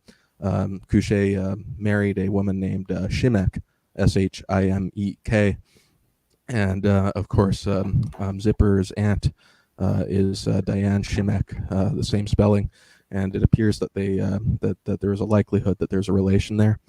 So what we have with the Manawak Herald Times obituary is that about a week before Avery's trial, you have you have Couché just supposedly drops dead. So I found that very curious timing. And given his connection to the Zipper family, in December 2017, we have Jason Zipper dying, and then we have Dennis Jacobs dying more recently than that. And then, of course, it is Dennis Jacobs' brother, Bruce Jacobs, who provided an alibi for Jason Zipper. Bruce Jacobs was the school resource officer at Lincoln High School, where Jason was attending. And as opposed, you didn't have, you would think that to verify that alibi, they might interview some teachers, they might interview some students, but instead they just accept a call from Bruce Jacobs, Dennis Jacobs' brother. The school resource officer just calls Dietering and tells them that, no, don't worry, he was at school all day on Halloween, so that avenue of investigation is closed. And so you have one brother providing the alibi for this person of interest. Then you have the other brother disappearing with a voicemail that is pertinent to that avenue of investigation and just making off with it. And now Dennis Jacobs drops dead at 56. And then, very shortly after that, Bruce Jacobs' career very suddenly collapses, kind of self-destructs. Bruce Jacobs was elected a city alderman, but he was then he suddenly abruptly resigned under relatively murky circumstances. There's a local rumor that he impregnated a teenage girl. That was talked about. It was not, and then he had earlier been forced to leave his position as the school resource officer at Lincoln because he had been reassigned for a period because there had been an incident where a teacher at the school had tried to kiss two female students, And they never explained why Bruce Jacobs was being reassigned. They were careful to say that he hadn't been implicated in any wrongdoing himself, but that they did reassign him at around the same time. And there was some indication that there could have been some connection between those two events. And now you see but it's just very interesting to me that you would have one brother, disappearing with the voicemail that could have established when Teresa Halbach was going to the Zipper residence, and then you have the other brother volunteering essentially an alibi for that person of interest, and then you have that person of interest, committing suicide allegedly, and then the officer who disappeared with the voicemail dropping dead at 56. It's just a very curious string of coincidences. I'm not sure how you could fathom the odds of all of that, but and that's not me inculpating Jason Zipper either. Trying to inculpate him. I just find it all very, very bizarre. Just nothing is normal about this case, and the number of coincidences that seem to permeate it. And so I think that Fallon's providing the oversight to looking for this voicemail, I think, is disturbing, because I think that if that voicemail or a copy of it was lying around somewhere and Fallon or his people found it, I don't think Fallon would be turning it over if it was pertinent. Right. No, I 100% agree with you. And I mean, it's interesting how you can make all of these different connections, and I've yet to figure out how you do it, because I've got some of the same websites and things that you have sent me to look at and various things, but the fact that you can make all of these connections from such a vast amount of information is exactly why I think people enjoy every time I have you on. So I think that just what it says to me is that there is something just very creepy going on in this case, in this area, in this that is my general theory on it, and I apologize for being very vague in that respect, because I can't go off into specifics on what I suspect might be happening in Manawoc and the surrounding area without veering off into wild speculation. But there's definitely many things and many connections that just do not seem normal. People that seem to be way closer to each other than they should be, even considering that it's a relatively small area and everything. It's just there's a lot of things that just make me uncomfortable. As I read it and go like okay, maybe that's a coincidence, but when you have them all piling up like that, it becomes harder and harder for me to reconcile that idea.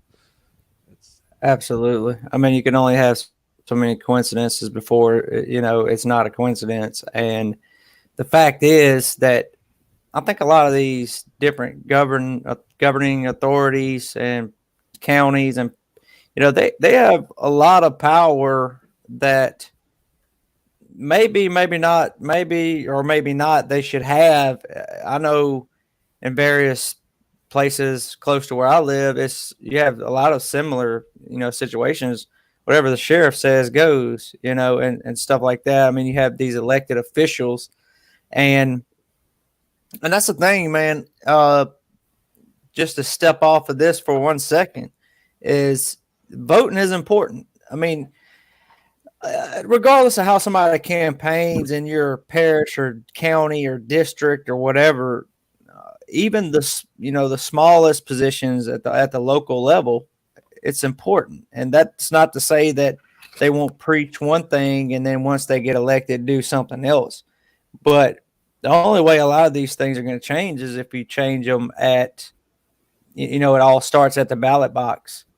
And you have a lot of these people are career people in the system, and they're never going to, whether it's an elected position or not, these things are going to have to be rooted out for real change to happen in the justice system. We can pass laws all day. We can throw money at the situation, but to affect change in the justice system how we want it, it's going to have to start by getting people to run for office with integrity, and then having greater checks and balances on these individuals that are elected. What do you think? And more than that, we need to overhaul the and I'm sorry, I want to say we have to overhaul the the electoral process, the way that the votes are being counted and everything like that, that we need to bring back paper trails and hand counts. That's the gold standard for integrity in voting. There's no reason not to do paper trails and hand counts. There's no justification, there's no basis for sacrificing integrity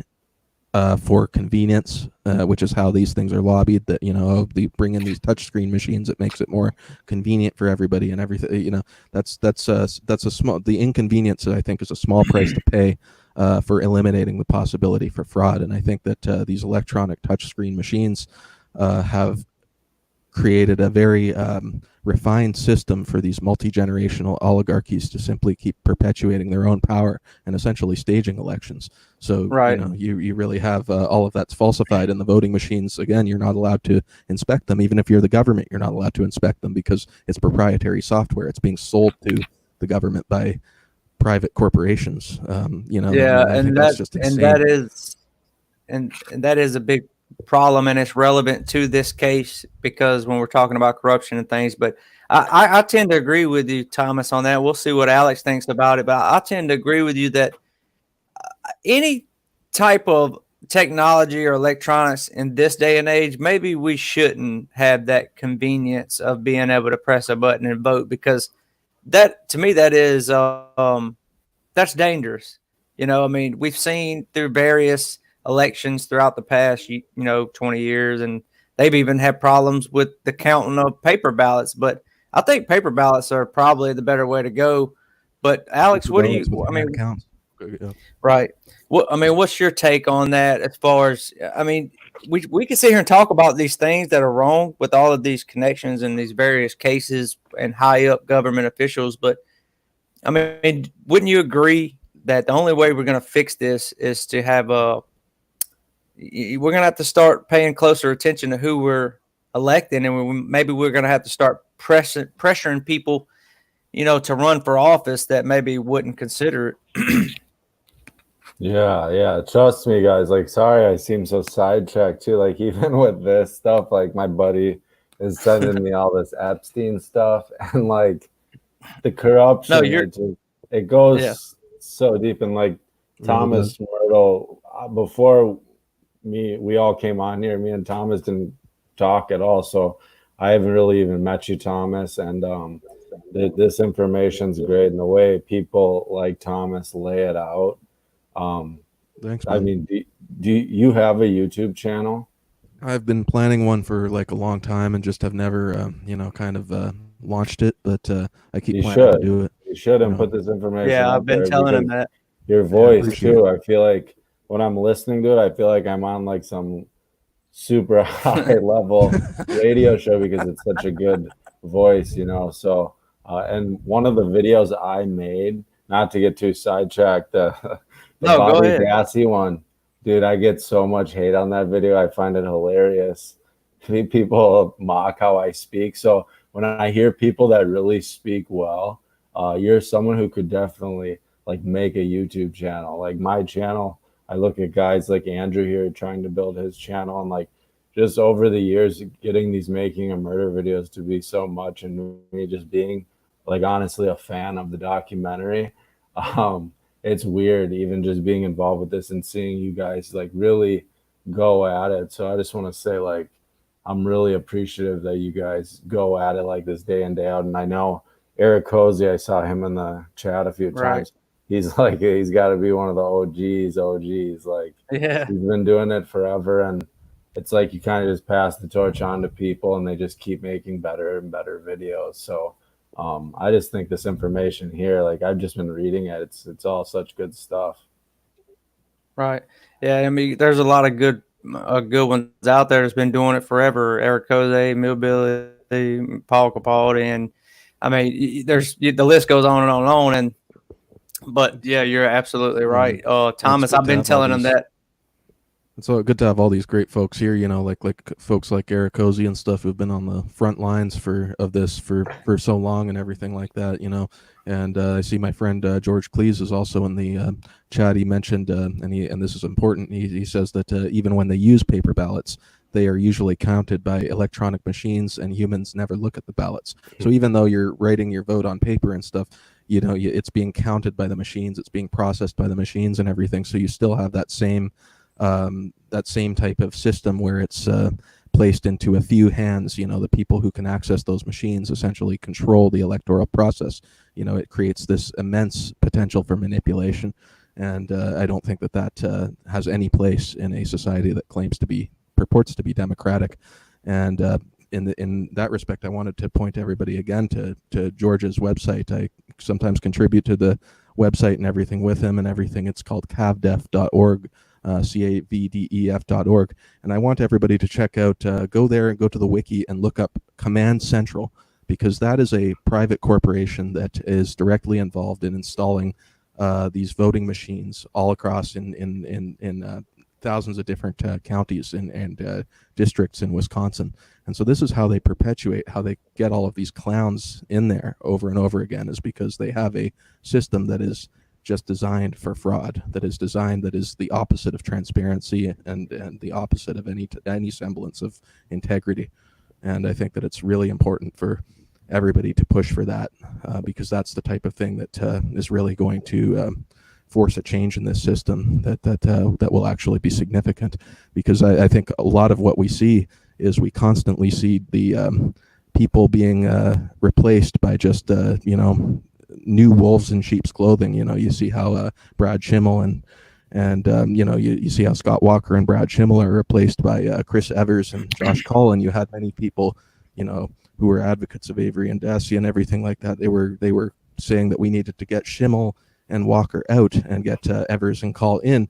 And of course, Evers and Call continue the cover up. Now, Call is in fact the son of Peg Lautenschlager, who was involved in overseeing the original investigation.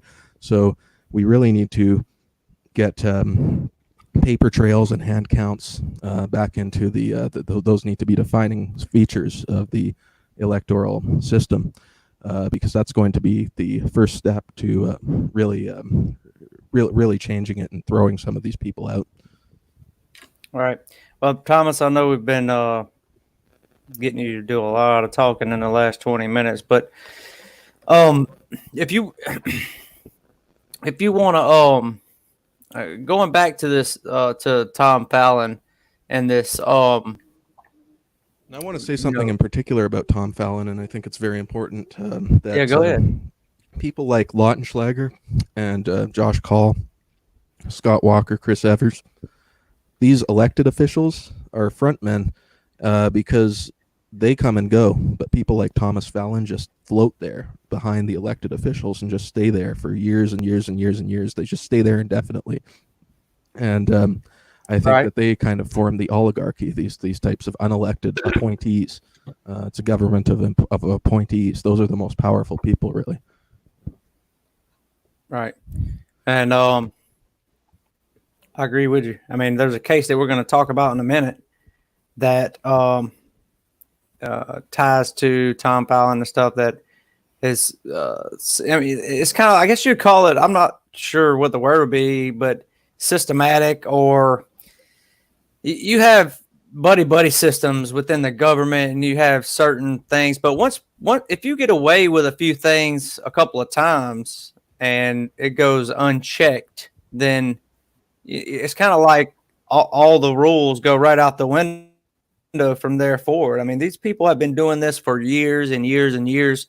They know every trick of the trade, and in a sense, they know how to get exactly what they want and what to manipulate to get what they want. And there's a system within each and every county and local government. There's a sense of buddy brotherhood, who type situation. I can speak firsthand to that with one of my family members. He got railroaded and sent to prison for some stuff, but I won't get into that. But to make a long story short, he got caught up doing something he shouldn't have been doing. But if that wasn't bad enough, it was the county he did it in. He was the outsider, so he got nailed to the cross, essentially, because he didn't know anybody. The people that was involved in that, it was all a clique, and they threw the book at him. So I definitely can speak to and understand what you're saying when you had this reoccurring. You have these same people that's there, not necessarily elected officials. So They look for scapegoats. You know, that's there's a they look for the archetypal scapegoat, the outsider, the somebody who it's as old as time. Where the community externalizes its own sins by picking out somebody. David Moore David Moore in the comments, he brings up another very good point that I would like to speak on just for a second before we continue with the Fallon thing. He says that most of the guys are beholden to the donor class from both sides. And you know what? Absolutely. David Moore, 100% absolutely correct. I mean, one of the old sayings is follow the money. And to me, I have various ways to think about it. I think about it from one side, and then I'll think about it from the other side. But the fact that you can donate all these money and that all of these politicians are beholden to these lobbyists, to me, it's like a legal quid pro quo. Am I wrong, Alex? How do you feel about lobbying? To me, it can have. Well, I'll put it to you like this: if they're lobbying for something that you think is right, then obviously you might say, "Okay, well, yeah, I agree with that." But lobbying in general, it's kind of like a legal quid pro quo. Like just everything we've been saying. I know my responses are going to kind of sound repetitive, but just whatever angle you look at it, the masses believe that injustice was done with all this, and like whoever you go to, whatever direction you go to with anything, and like even just thinking about the voting and just like how corrupt everything can be. Yep. It's so hard to just honestly know what the right decision is because no one knows. Like just getting off track a little, just looking at the coronavirus. I don't know who pays attention to that in here and like how much there's a crossover with the Making a Murderer community and like the stuff I look into more like often than this.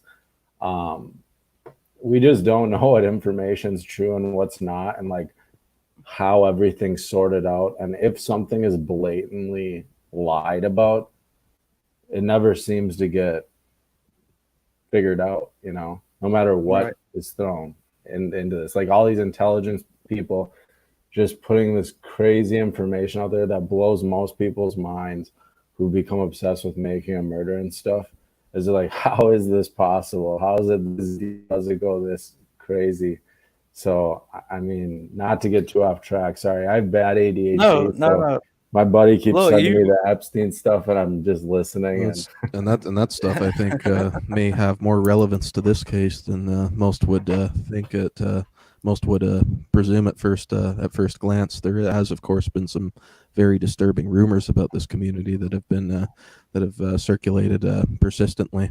About this, organization. I think somebody in the comments even referenced it, that there is an individual in Manawa who says and has been saying for a long time that he was shown photos by a group of individuals that included members of law enforcement and government officials.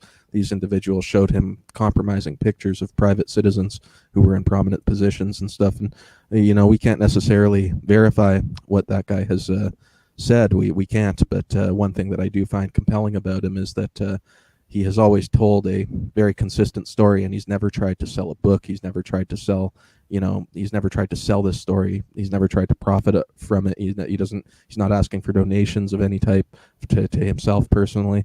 And, yes, that would of course be Dave Bogatka. And, so we can't necessarily verify that story, but I do think that it's plausible that something at that level could be going on. And I think the revelations about Jeffrey Epstein and such really should dispel the notion that is far-fetched in any sense, of the word, because I think that things like that are happening all the time. And part of the reason why they are happening all of the time is because that's a very effective mechanism for compromising and blackmailing people. That's you get people in those photos and then you own those people for life. So when you talk about large scale conspiracies and you talk about, how can you get so many people involved in something illegal and none of them say anything for years and years and years? That's one of the arguments you hear over and over again. Well, that's why you have this type of blackmail operation, and I think that you get them compromised and then you own them for life. But more than that, if you can get them involved in these different cases, we've looked at the Hochstetler case, the Ricky Hochstetler case, the hit run case that involved a cover up on numerous Manawa County officials who became involved in this case a couple of years later, or the Walter Kristen Skinner case in Calumet County, where you had the torture murder of this young boy. I think it's very clearly a torture murder. I've seen the photos, and you have that being dismissed as a accident due to strenuous child play. That he fell when he was playing or something, and then that involved the medical examiner, that involved the district attorney, that involved numerous members of the Chilton Police Department and the Calumet County Board of Supervisors. It reached to all levels of the system. And I think that when you have cases like the Hochstetler case or like the Skinner case, you have a kind of a collective blackmail that just because you have one person who's become involved for whatever reason to protect his friends, to protect, careers or his own career. And now you have that person compromised forever. And everybody, all of the people involved in these different cover-ups and stuff like that, they all have as much on each other as each person has as much on every other person. It's like the mafia and everything like that. Nobody's going to rat because, they're all involved in the same, dirty deeds. Right. And that collective blackmail serves as an excellent means of insulating and protecting these things and allowing them to perpetuate themselves.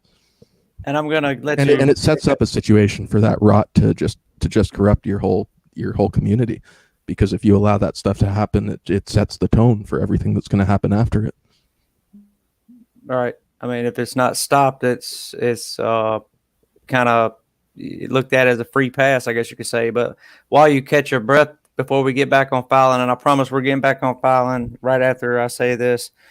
But while I'm sitting there listening to you and I'm thinking about this, and I keep thinking about all these different examples that you're talking about. And then one thing that comes to my mind is another case that been doing videos on here lately. I mean, and I think it speaks to very well what we're talking about right now with Stephen Avery and Brendan Dassey, how they got caught up into this system of corruption. And the other case I'm talking about, you have literal people, there's literally people that is selling drugs, in certain cases admitted with, and I don't even want to get you off on this tandem, Thomas, so just close your ears for a second, but you have admitted pedophilia going on. You got people selling drugs. You have all of these various crimes being committed by certain people, and nothing happens to these people, and yet you have all of these other people. It's like two classes of citizens, and you're either in with these certain people that's running the government in one form or fashion. They're using you, or you have something on them, or if you get pulled over with a little dime bag of weed or something, you're going to prison.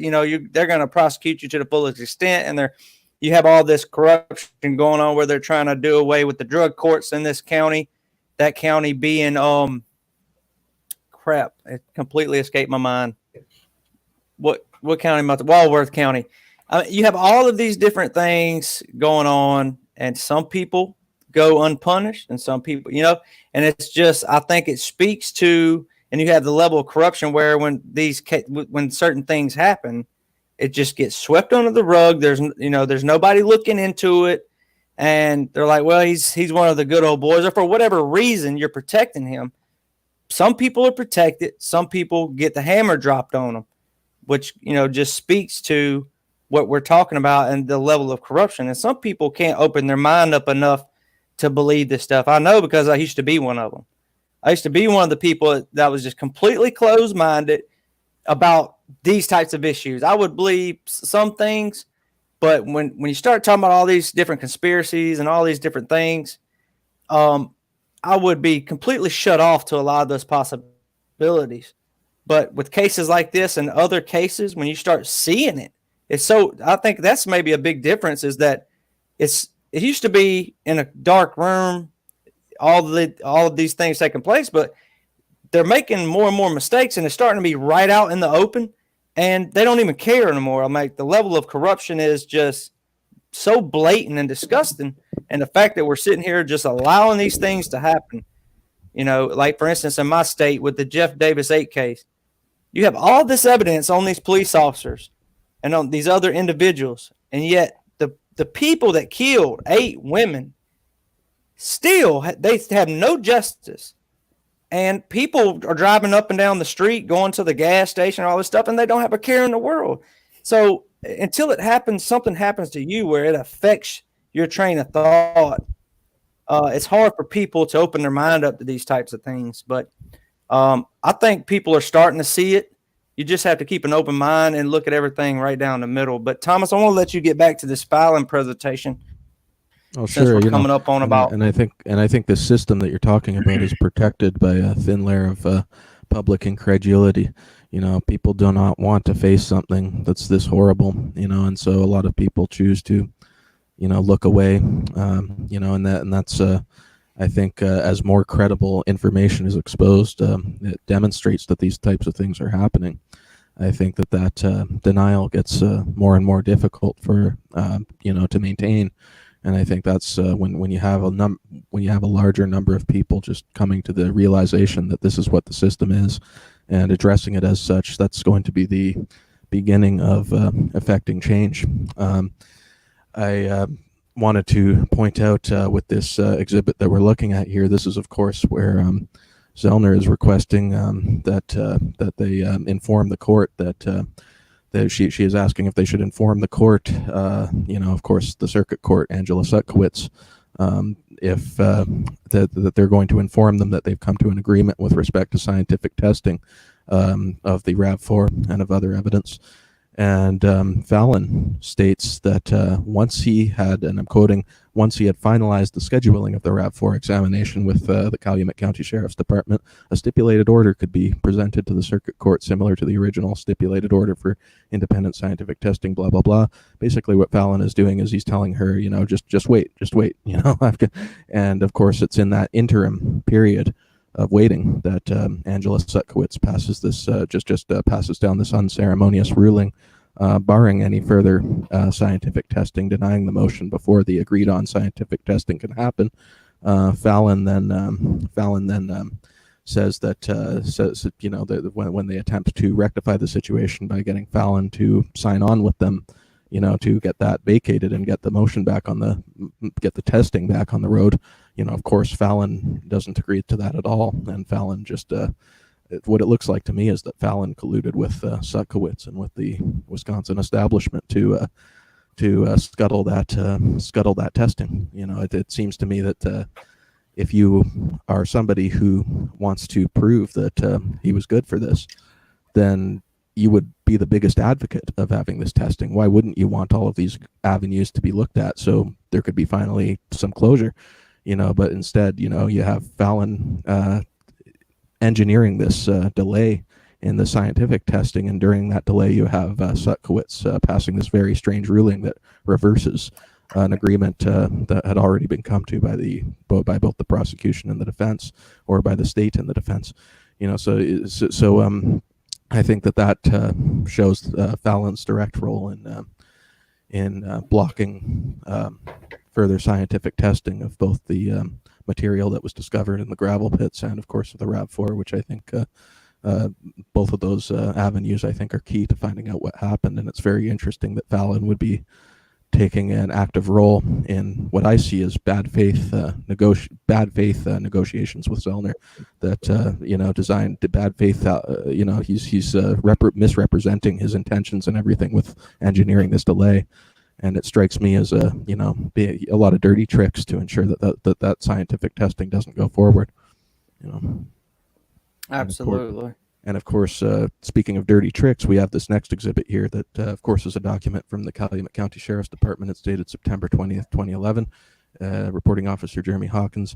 And this, of course, is the release of materials that were found in the gravel pits to the Halbach family, which those remains, of course, were then disposed of, were destroyed, were which Zellner has characterized as an illegal destruction of evidence, and I tend to wholeheartedly agree. There doesn't appear to be any innocent reason why you would do this. And in fact, Josh Call, the Wisconsin Attorney General, tends to agree with me, because in his own filing, in his own response, he calls it inexplicable. He says that the decision to, he says inexplicably, and I think that that might be the next slide there. He indicates that inexplicably the okay, no, it wasn't, but I'm sorry about that. But he says that inexplicably the remains were released to the family in 2011, and indicates that Fallon and Gahn in particular were involved. And this document shows Fallon's presence there, and I think that to have the Wisconsin Attorney General acknowledge that that decision was inexplicable, I think shows the depth of misconduct here, that even they couldn't defend or justify that. You know, that they had to, again, what I talk about, this pattern of quote unquote mistakes that tends to, all of these mistakes tending to further a specific agenda, in this instance obscuring the truth of what happened in this case. I think that it's very telling that they would make this very strange decision that ultimately resulted in the destruction of material evidence. Yeah, it's destroying evidence, and I think we all know why they would be interested in giving those phones back to the Hallbach family as quickly as possible. But and this is go ahead. Very interesting. I mean, this is from when Colburn sued Netflix. This, of course, is from one of the depositions that was released a little early. This is from Mark Rohrer's deposition, Mark Rohrer being the district attorney of Manawa County from 2003 to 2013. And Mark Rohrer is discussing the meeting that took place immediately after Avery's 2003 release, this following the DNA test that inculpated Gregory Allen. And almost immediately afterward, Mark Rohrer, Mike Griesbach, the assistant district attorney of Manawa County, and the author of Indefensible, those guys go to Madison and they meet with Lautenschlager. They meet with Tom Fallon. Rohrer acknowledges that Tom Fallon is there, and they meet with the DCI. They met with Deb Strauss. Rohrer doesn't outright acknowledge it here, but there's other testimony that indicates that Deb Strauss was there, and Rohrer also does not deny that she was there. He says that she may have been there. And I think it's very interesting that even prior to Fallon giving that 97-page deposition in 2005, you have Fallon there in what I like to call the "What do we do?" meeting. This is where the Manawa County meeting with all the Wisconsin DOJ people, going like, "Okay, crisis control. What the hell are we going to do?" And Fallon is right there in the background of all of it. So from the very outset of this thing, before the lawsuit was even filed, Tom Fallon is involved in crisis control on behalf of, what I see as the larger system. And that's what's crazy when you're talking about this, and I'm about to let you continue, don't worry, but is the fact that you have all of these players meeting, and you're exactly right, Thomas. You know for a fact, that in this meeting they're talking about exactly what you just said. All right, what is the plan of action? What are we going to do? And I'm not suggesting at this particular meeting that they are talking about murdering a girl and blah, blah, blah, blah, blah, whatever. But this is 100% crisis control. This is crisis management. This is, holy crap, we got to get all of our information in a row. We're going to have to get our story together. And then, it just speaks. Absolutely. So, Fallon, I think there's a case to be made. He shouldn't even been able to be a special prosecutor in Stephen Avery's case. I think it's absurd that he was allowed to prosecute either of those cases. It's just, here we have yet again at another phase of the investigation, the prosecution. I use the term investigation very loosely, but that we have yet another stage of it. We have it being overseen by somebody who was directly connected to the lawsuit, and to the 85 cover-up, which was the subject of the lawsuit. So, and of course, what we're looking at here is a portion of Tom Fallon's deposition in Avery's lawsuit, and he basically gives you a summary of his career prior to becoming an assistant attorney general. and he indicates that he began his career in the district attorney's office in Kenosha County, where he was a special prosecutor on narcotics cases, and he says that he was initially hired by or overseen by District Attorney Bob Zapf, Robert Zapf, ZAPF, as you see there, and later on Zapf brings him back, retains him again, so Zapf, I think, is kind of a mentor to Tom Fallon. He's his early boss, and they're clearly very close, because Zapf brings him back under his wing, and I think that when you look at the history of Bob Zapf, it presents some disturbing questions about the type of milieu that Tom Fallon emerged from. And so we should go to the next slide so we can. Right. Yeah, and this is actually, I'm gonna let you cover this, and then I'll follow up on it, and possibly we'll see what Alex thinks at this point. But this is, I just want to point out too, making these connections. This is I covered this a very interesting case in one of my previous videos because of a unique connection to this case. And then Thomas obviously made the connection between Zapf and Fallon. But go ahead, Thomas, talk about this, and then we'll follow up on that in a second. So of course, this is the I love this. Yeah, this is the Kyle Barrs case, where you had a police officer actually admitting to planting a bullet and planting a ID card on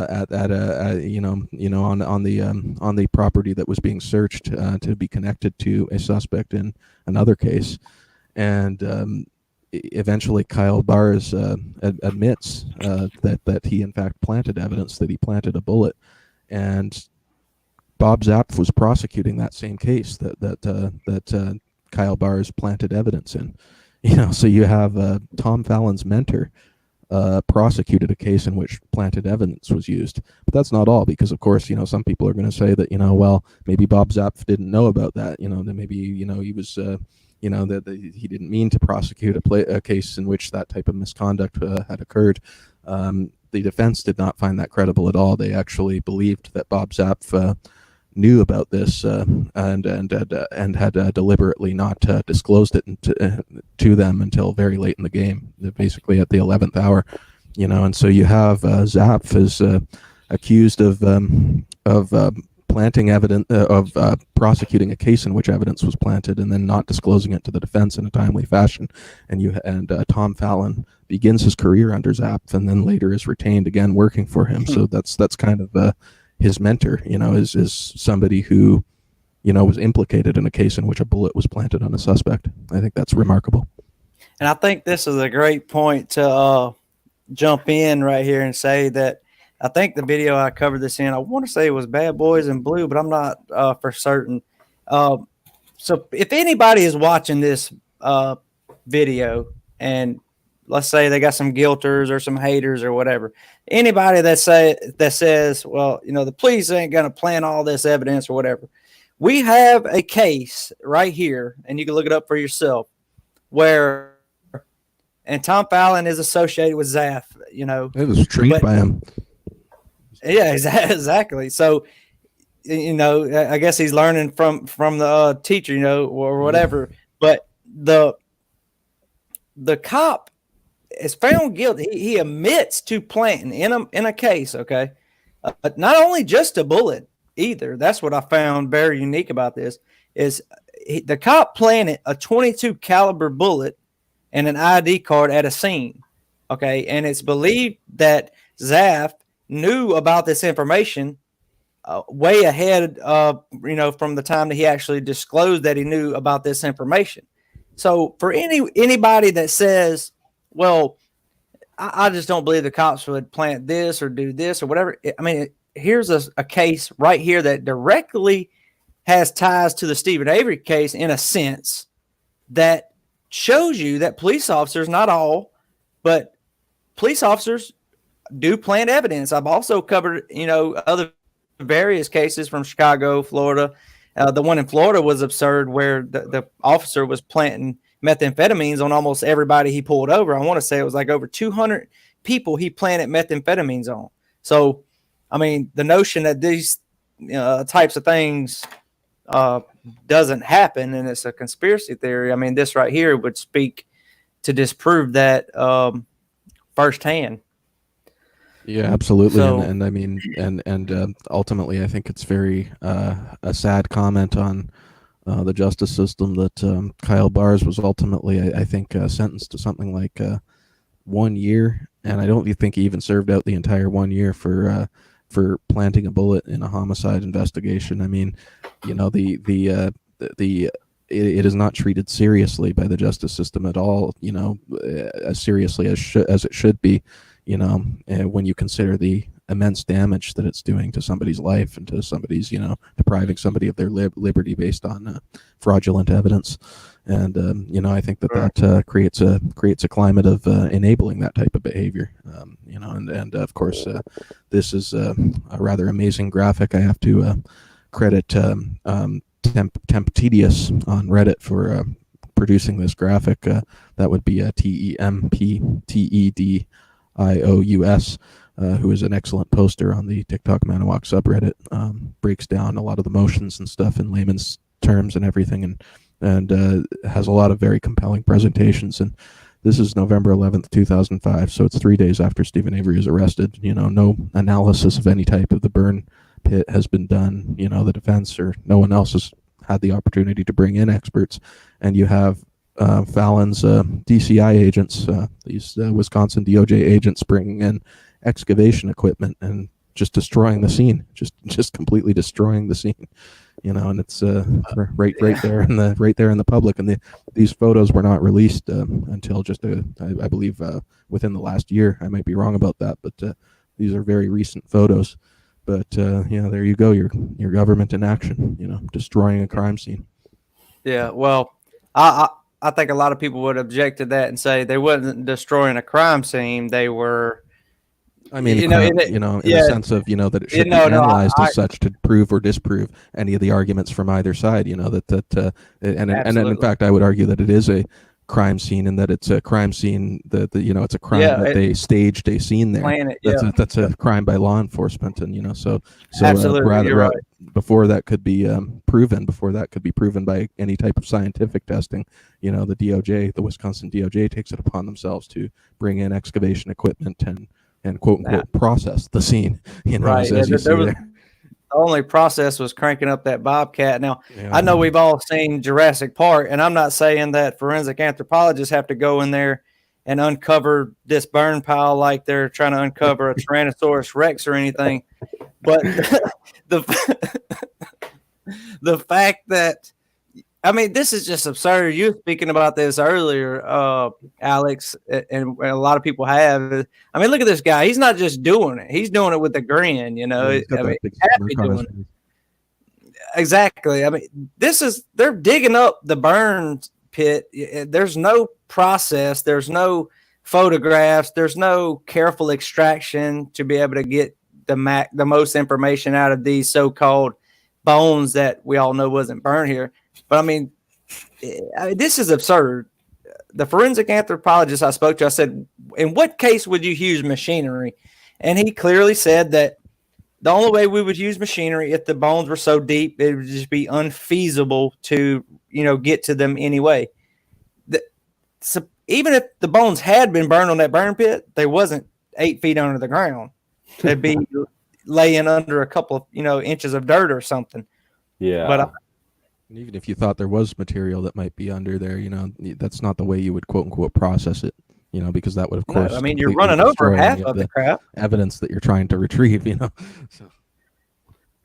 So I mean, it's all blatant. Just like, I don't know. How can you mess up this many times? And just going way back to what Thomas was saying about how, you know, once you have someone entrapped with whatever blackmail you have them entrapped with, you know, whatever needs to get done is going to get done to keep something covered up. And those folks lean on other people. Those folks lean on other people, and they bring them into it like a pyramid scheme. And, you know, it becomes this expanding collective blackmail that just protects these operations, you know, because once you're blackmailed, then there's going to be pressure on you to cover up your own crimes and the crimes of the larger group, which are directly connected. And so you're going to lean on other people that might be, on the investigators or anything like that, and you're going to corrupt them. And so it just expands, and the rot just grows deeper and deeper.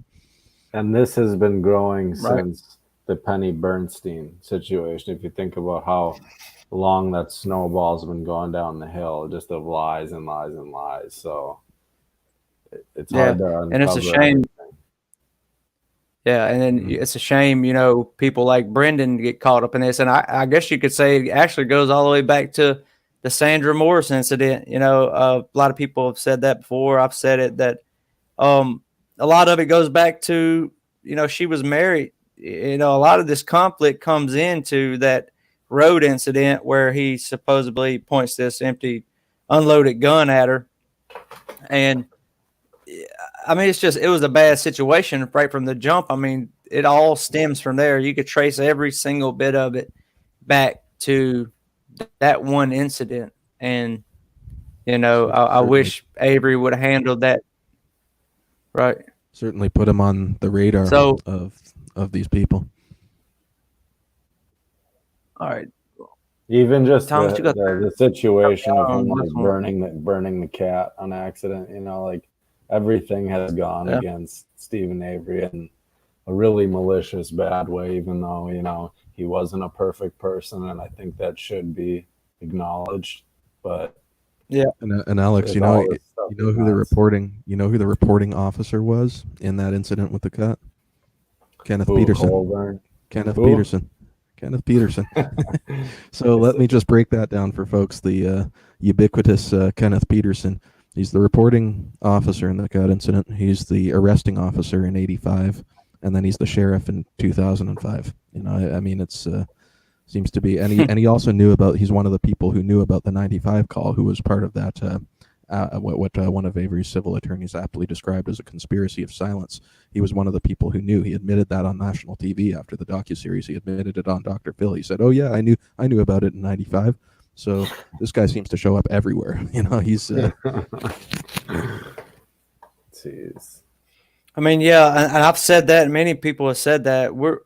We're not saying that anything Stephen Avery has done, he gets a free pass on. We're not saying that. What we're saying is that, Stephen, and I find it interesting that Stephen, in any incident you want to point to, whether it was where they stole some beer from a tavern or they burned the cat or they did whatever, none of which makes you a murderer. And furthermore, he admitted to those things and he did his time for doing those things. And I find it very interesting that when he was locked up for 18 years, any time that he would have been able to be eligible for parole, and they won't parole you if you don't admit your guilt, he never would admit his guilt in the Penny Bernstein case because he wasn't guilty and he wasn't going to admit to something he didn't do. And he has said from the very beginning that he did not do this crime and that he was framed. And if you look at a person's track record, I mean, he admits to things that he does. He won't admit to things that he didn't do. I mean, what reason has he given us not to believe that, just from his word alone, not to mention his body language? Because to me, every time he was in an interview or anything, I thought he had excellent body language. What's to suggest that he would be lying now? I mean, that's a very good point.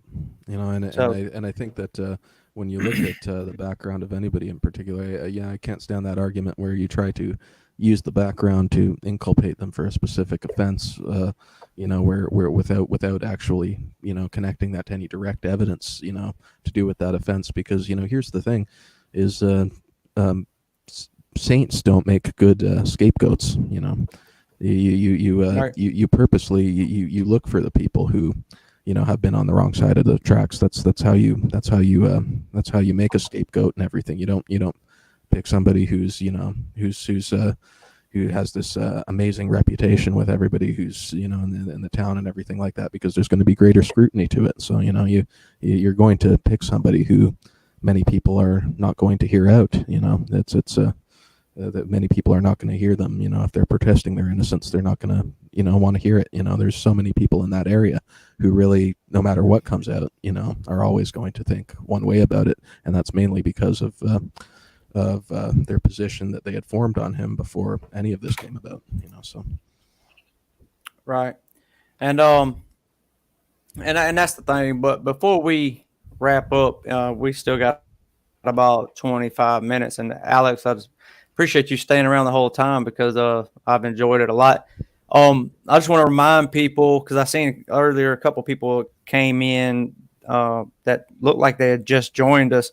In the description to this video, we have some various links that you can go to purchase Mam-a-Thon merchandise. All the proceeds go to Brendan and Steven, and then various ways you can donate money to their canteens and things like that. And then we have Thomas' website that he's affiliated with, the link to that on there. And then obviously everybody, I believe, knows Alex from Primal Movement Podcast, Fresh Start Monday. But if you don't, or if you're not subscribed to Alex's channel, he still covers Stephen Avery from time to time. And I'm sure if something new happens in the case, he'll be making some videos on it. He's a very good YouTube personality. Make sure you go subscribe to his channel. But Alex, I mean, it's not time to wrap up yet, but we're getting very close. Me and Thomas has done a lot. Well, let me rephrase that. Thomas has done a lot of talking in the last 45 minutes. I'd like to give, and it don't have to be on anything specific. I'd like to get just some of your thoughts on anything you want to talk about regarding this case or case relevant to it. Yeah, I mean, it's been good. I like just chilling back and just listening to everything and hearing all this new information that I'm just not aware of. And I think most people in the chat are the same way, like they want to hear information from people that are really taking the time to look into these things and go really deep into it. And like some people have commented just saying like I don't do certain videos anymore and I lost interest. And like the interest is always there, but just a lot of the things Thomas has touched on, on a larger scale, that's where the problem needs to be fixed. Like these small little cases, I shouldn't say little, but like these things that aren't taking place and affecting millions of people, it just shows a very small example of injustice. And just when people have extreme power and authority, no matter what information is presented and what's given to you, it doesn't mean shit because you don't have the power to change it. And like we see all this blatant information and we've seen it for years, but like what really is done, like Brendan, think about Brendan being in prison for that long, for how young he was and just how many years Stephen missed on his life. The whole case and getting into this whole thing and making the videos I did initially, it was because in that moment I felt something was so wrong. I had to make a video about it and I wanted more people to know about it. So I'm not retired from making more of those videos, but like I said on my channel, I was going to go through all the episodes, and just the first episode I took notes, and I have like 50 things that are just facts saying like this is on Steven's side.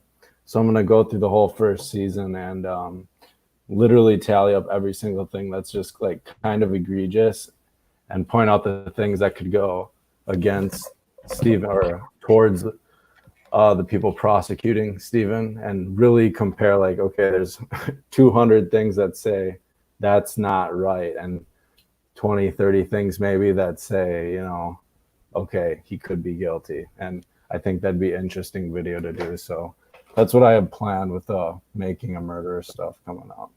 I mean, I think that you find there is a feeling of hopelessness that can sometimes set in when you look at how systemic it is. And I think that though that the number of people that know about this case in particular and the how explicit the misconduct is, and how blatant it is, that I think that makes this case an enormously useful teaching example, to really wake people up about what's going on in their justice system and what's going on in their courts, what's going on with these political machinations behind the scenes of all of this and everything. This is like just a window that we can use to shine light on all of this, and that's what these folks fear the most that are involved, like Thomas Fallon, that they fear having the light shine on them. Their whole system is based on oligarchy and on secrecy and on cronyism, and on unaccountability. Unaccountable processes are really the real mechanics of the system that underlies things like this. And that's why I think that we have to absolutely stay on this one. And I also wanted to point out, just in another example of collective blackmail as it relates to corruption in the state of Wisconsin. We do have Chrissy Kahn leaving a number of comments. She's been with us here in the chat, and everybody should check out the website lakegenevacorruption.com as well, for another case in Walworth County, another county in Wisconsin, in which we find multiple public officials, police, just involved in the cover-up of what appears to be a very clear-cut case of a murder that was disguised as a suicide, of a young girl who really deserves justice. And so everybody should Google Samantha Sharkus, if any, Google bomb that one, and go to lakegenevacorruption.com, because I think that is another case that's where we're looking into it right now, that that directly relates to this system of misconduct, Right. This system of malfeasance. And we have some videos we've already done on that. We're going to be doing more soon, and has striking parallels to this case as well. And another thing, I just want to remind everybody that's watching also that hopefully you all drank about 2 pots of coffee, because, keep in mind that Millbilly, I believe, is right behind me. He's going to be picking up right after we close out here on his channel, and you're not going to want to miss the rest of his presentation. I watched some of the day. I thought it was fantastic, along with everybody else. I tried to watch everything, but I had so much to prepare for this, various things, and trying to get a hold of guests and stuff, that I wasn't able to watch everything. But I did watch a little bit of everybody's. I'd say probably half of everybody's. And like I said, I'm honored to even had been asked to be a part of this, because in my opinion, they have a lot of better candidates that probably could have, filled this gap. But it's going to be great. Tomorrow, I want to just reference back to this real quick, while we still have everybody's attention. Jamie's saying Eric Cozy wants to join. Give me 1 second. We'll send them a link. But tomorrow, the DNA guy we're going to have on is phenomenal. And he's been on ABC 2020, ID Discovery. Tons and tons and tons of accolades. He's testified in over 100 criminal trials. So the party's not over when this is over. Obviously, there's a lot of different things that's still taking place, and I want to encourage everybody to come back tomorrow. This is going to be on, and we're going to have.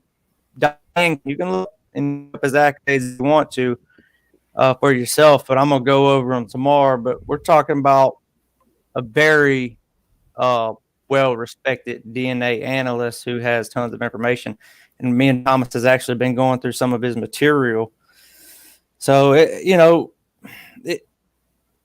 we're doing a lot of things, and there's never enough stuff to talk about. I've seen some haters talking today about the same old thing, and that's like the pot calling the kettle black, because, the only thing we can do is try to dig into this, speak up about it, and, speak out.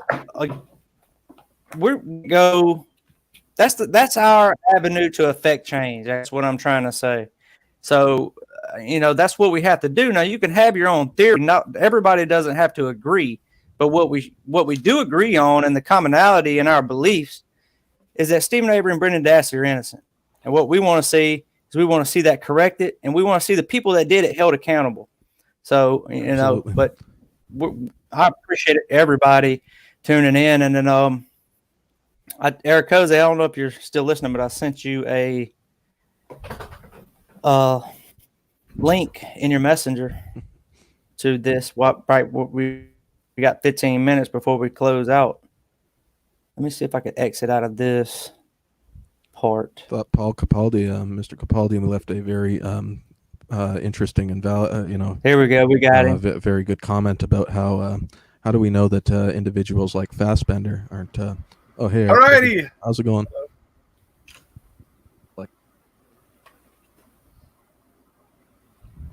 Is everybody good? I heard a little audio disconnect. Is everybody good? Oh, That's no, I'm me. good. That's me. Join the broadcast. Okay. There we go. I hear everybody good now. So, Yeah. how you doing? I'm good. So, dude, man, what are you talking about, dude? That somebody else could have filled the spot. Dude, you were chosen. All right? So you're meant to be here. So, and you're doing a great job. So, don't second guess yourself, man. You're doing great. No, I appreciate it. I just, there's a lot of people, out there doing this for a while. So, like I said, it is an honor to be on here doing it. I appreciate it greatly. So, yeah, absolutely, man. And you're killing it. You're knocking it out of the park. So, no more, doubting yourself. So there you go. yeah, absolutely. I try not to. I just try to be a realist. I mean, don't get me wrong. I enjoy doing this and everything. I just, there's tons of people out there.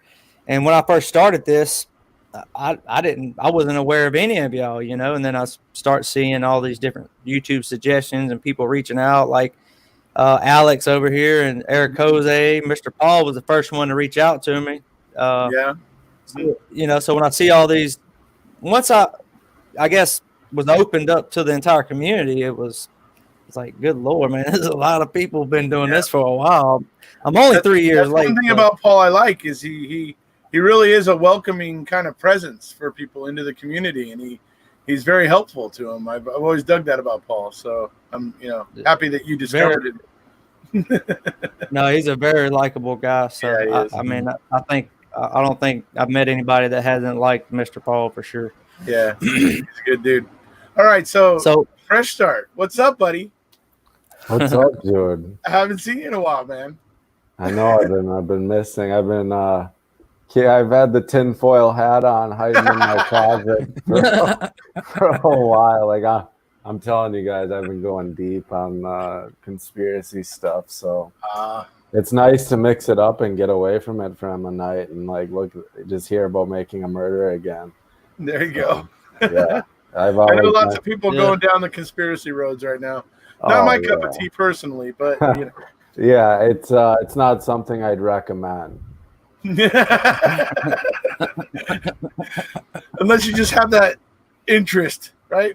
Anyways, once you get sucked in, you can't get out.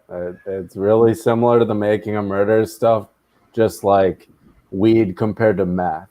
I mean, it's an interesting analogy. Right on, buddy. I can't speak to it necessarily, but I'll take your word for it. I'm just saying kidding, the comparison between the two. I've never personally done math. Yeah. Right. I wouldn't think you have. I was just saying, for the record, on this whole thing I've mentioned, I've burned bodies. I've done math. I think I'm gonna get a call. Yeah, that one got me. Oh, dude, yeah, you had to be dying earlier when you said that. I don't ever smell it with the bodies I'm burning. Oh, I figured they're already watching after I made a video on Isaac Cappy and Epstein. Sometimes I just talk into my phone to the government directly and just tell them like, "Hey, what's up?" So I have no fear. Yeah, that's. So I saw a funny image about that recently, where they were showing black and white. This lady was going, I wonder, I heard the government listens to us, and now fast forwards to today, and they're like, hey government, what do I put on my pizza or something like that. It's I do remember an interesting video I saw once where a lady was asking her Alexa is the FBI spying on me or whatever and stuff.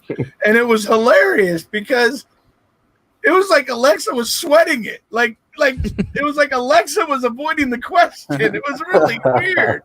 I was like, what the hell's going on with that? Why doesn't she just say, like, I have no idea what you're talking about? Or, something like when she usually doesn't know. But it was weird. It was, it was bizarre. So that was funny, though. Hell, if you look I at love it all. WikiLeaks, Got a question for Alex. Finn says, Andrew Whitehead, question for Alex. Hey, remember when I was your first Twitter follower? Who?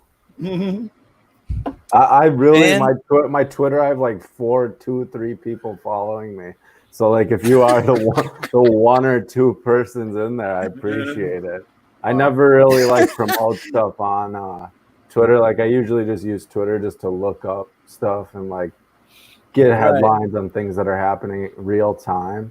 So I will say though, with Instagram and like promoting that through my YouTube, I've gotten a lot of weirdos like direct messaging me just crazy shit. Yeah. And when I started posting things just about Epstein, I lost like 200 followers. So back to just what Thomas was saying, like some people with even this case and making a murder, they're just not like prepared to hear what the real truth is, and it's why there's just so much suppression that's been happening for so long, so but it's like it all ties with conspiracies and stuff, like right now in the United States, you have a situation where the two political parties, the Democratic Party and the Republican Party, have been accusing each other for some time of conspiracies to subvert democracy.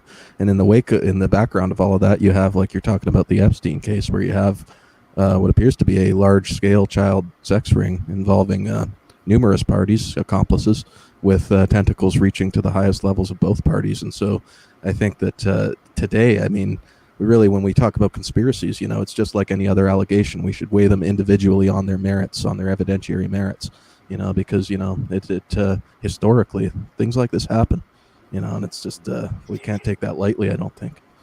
Right. I would say that, Alex, that you should probably maybe split a little bit of your time back between Making a Murder again, because I'll tell you what, dude. I agree. You were very popular, and here's why. I'm going to tell you something that happened to me that lets me know exactly how popular you were. After MAM2 came out, things were blowing up. Somebody had watched one of your videos and was trying to contact you, and they contacted me thinking that I was you. It was the most hilarious. I'm sitting there going, I am your Kose, and this person is messaging me and then finding out I'm not the person she wanted and asking me how to get a hold of you. So that tells me, dude, you were carrying some weight. You might want to possibly think about splashing back in here and there. Well, that Bobby Dassey one, dude, like, it was such a traumatic situation for me because I'm just some dumb kid at the time making a video, and it gets like to 100,000 views of like talking about some like heavy shit. So like, and my audio is messed up, and everyone thinks I'm like on 20 Xanax while I'm doing it. But I'm like, I'm so concentrated on trying to read, and like I just had got some new audio equipment, so I didn't have it all figured out. But I like the community of Making a Murder people, honestly, just because everyone is super nice. I know the people who send me like just horrible things, they're not necessarily Making a Murder people, and it definitely is people I've seen comment on multiple videos of mine that are just saying, how can you defend this murderer? This guy's a killer. And it's just like, where it all stems from. So I have pretty thick skin. I get caught up in the comments because I find it hilarious just how badly I get ripped, and I love it. I think it's great. Yeah, well, absolutely. Hey, well, you got to follow your passions, of course. Hey. Yeah, Making a Murder is good, though. That's why I wanted to start the actual podcast, but the coronavirus kind of locked me down because I have my own actual studio now, and I had everything set up, but unfortunately, it's hard to get guests in at this point.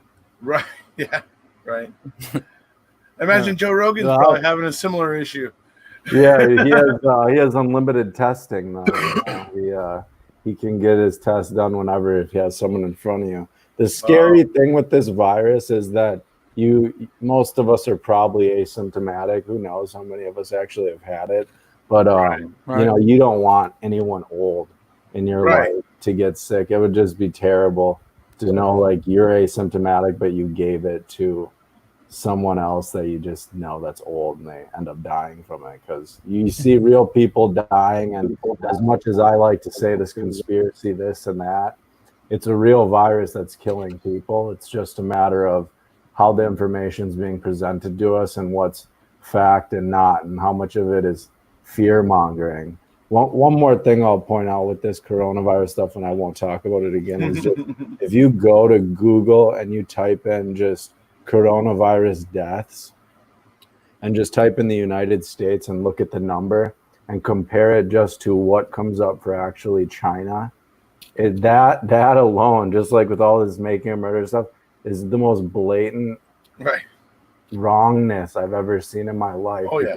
How can you solve a problem that's killing people in the world if the numbers are skewed either in the United States too high because things are being labeled as COVID deaths, or things in China that aren't they're not even labeling the deaths, you know? So I think China underreported. So I think that's the problem mainly, but yeah. Right. It's both I sides.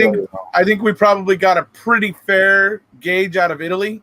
Pretty sure there the numbers coming out are pretty much on the money, on the level, you might say. But yeah, I wonder. We're gonna see here. It does concern me the way that the leaders are always looking to spin this.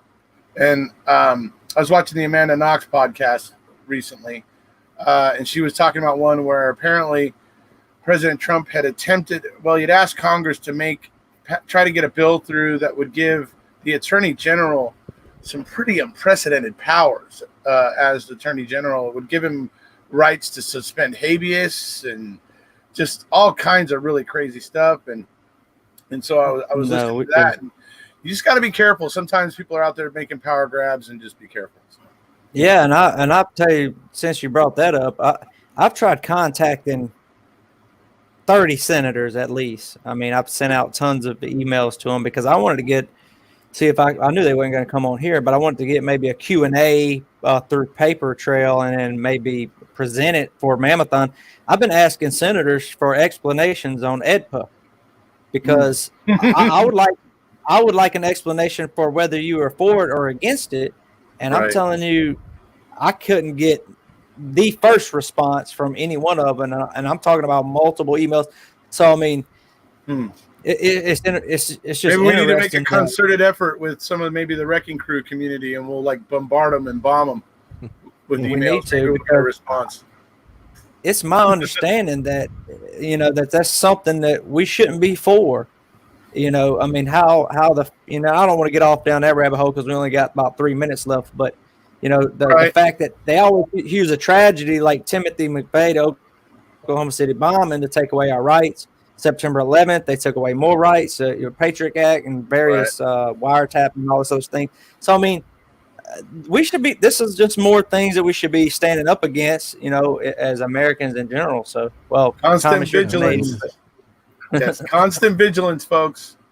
We have to constantly be watching out because our liberty is, a lot of people take liberty for granted, folks. And our liberty is it's something we work for. It's something that's earned. It's something that, it requires us as citizens to have some responsibility in how our daily affairs run and work in our country. And so we have to feel some sense of responsibility. So, All right. Well, we're about to wrap it up, and I want to remind everybody because a couple people asked me just now if I'm going to be on tomorrow. Absolutely. Tomorrow at 4 p.m. A segment starts at 4 p.m. Central, and I will be on, and we'll have Thomas on with us again, and then we're going to have Mr. Dr. Dan Crane, the DNA expert, and we got a line of questioning for him. I think it's going to be amazing. And to everybody, don't forget, right after this, go over to Millbilly's channel. He's going to be doing his second segment. So follow them. I think so far, it's been a huge success. And Alex, I want to thank you for coming on. And I know I didn't expect you to stay on this long, but I'm glad that you did. And Thomas, the same goes for you because I know you're an hour later than we are. I'm glad and also, Eric, it's Good to All see you, right, bud. so It's like good I to said, do it. I wanted to get back into it a little bit, and Andrew, I get honestly a lot of emails. I'm really bad. Like my phone, I have 100 text messages literally, and his name was popping up, and he was so nice. Like, Andrew, you're doing a really good job of doing what you're doing. So I appreciate it. keep it at it. YouTube too, like it's a dumb luck kind of thing with videos. My channel is a great example of it, as far as just keep making the content, and you're gonna get a video that goes up, way up, and especially like when Making a Murderer 2 came out. I'm sure Eric Koze can speak on the same thing, just how he saw the spike in his channel just go up, and I was averaging 20,000 views in a 2-day period yeah, for about Right. 2.5 months. yeah, And that's the thing. when you see those rides too, and you I feel want- like your hard work's paying off, you get more like motivated to keep doing it, and like you're way ahead of anything I was thinking when I was Absolutely. making videos. As far as structure goes, I think I was posting fart videos when I first made a YouTube channel, to be honest. So my buddy's farting. So Well, it's 12. Yeah, it's 12 o'clock, and like I said, I appreciate having every one of y'all on. I want everybody to go over to Millbilly's channel, but just to end on that, Yep. people say, well, it's just about views or whatever, but the only way you can grow, and I'll end with this, the only way you can grow your awareness and all of these other things that you want to accomplish is to reach out to those people and have those views. Now, you could take that for what it is, but to grow your idea of to combat injustice, you have to reach out to these people and connect with them. So we're going to end on that. Everybody, make sure you go over to Millbilly's channel, and I'm telling you, it's been an absolute honor. And Alex, Eric Jose, Thomas, I appreciate y'all's help and assistance. And Thanks for having me. everybody tuned in, thank you. If you haven't subscribed, make sure you subscribe, and that's going to be it. Thank you. Oh, thank you all. see you guys. Bye, everybody. But If I can, there we go. Let's see.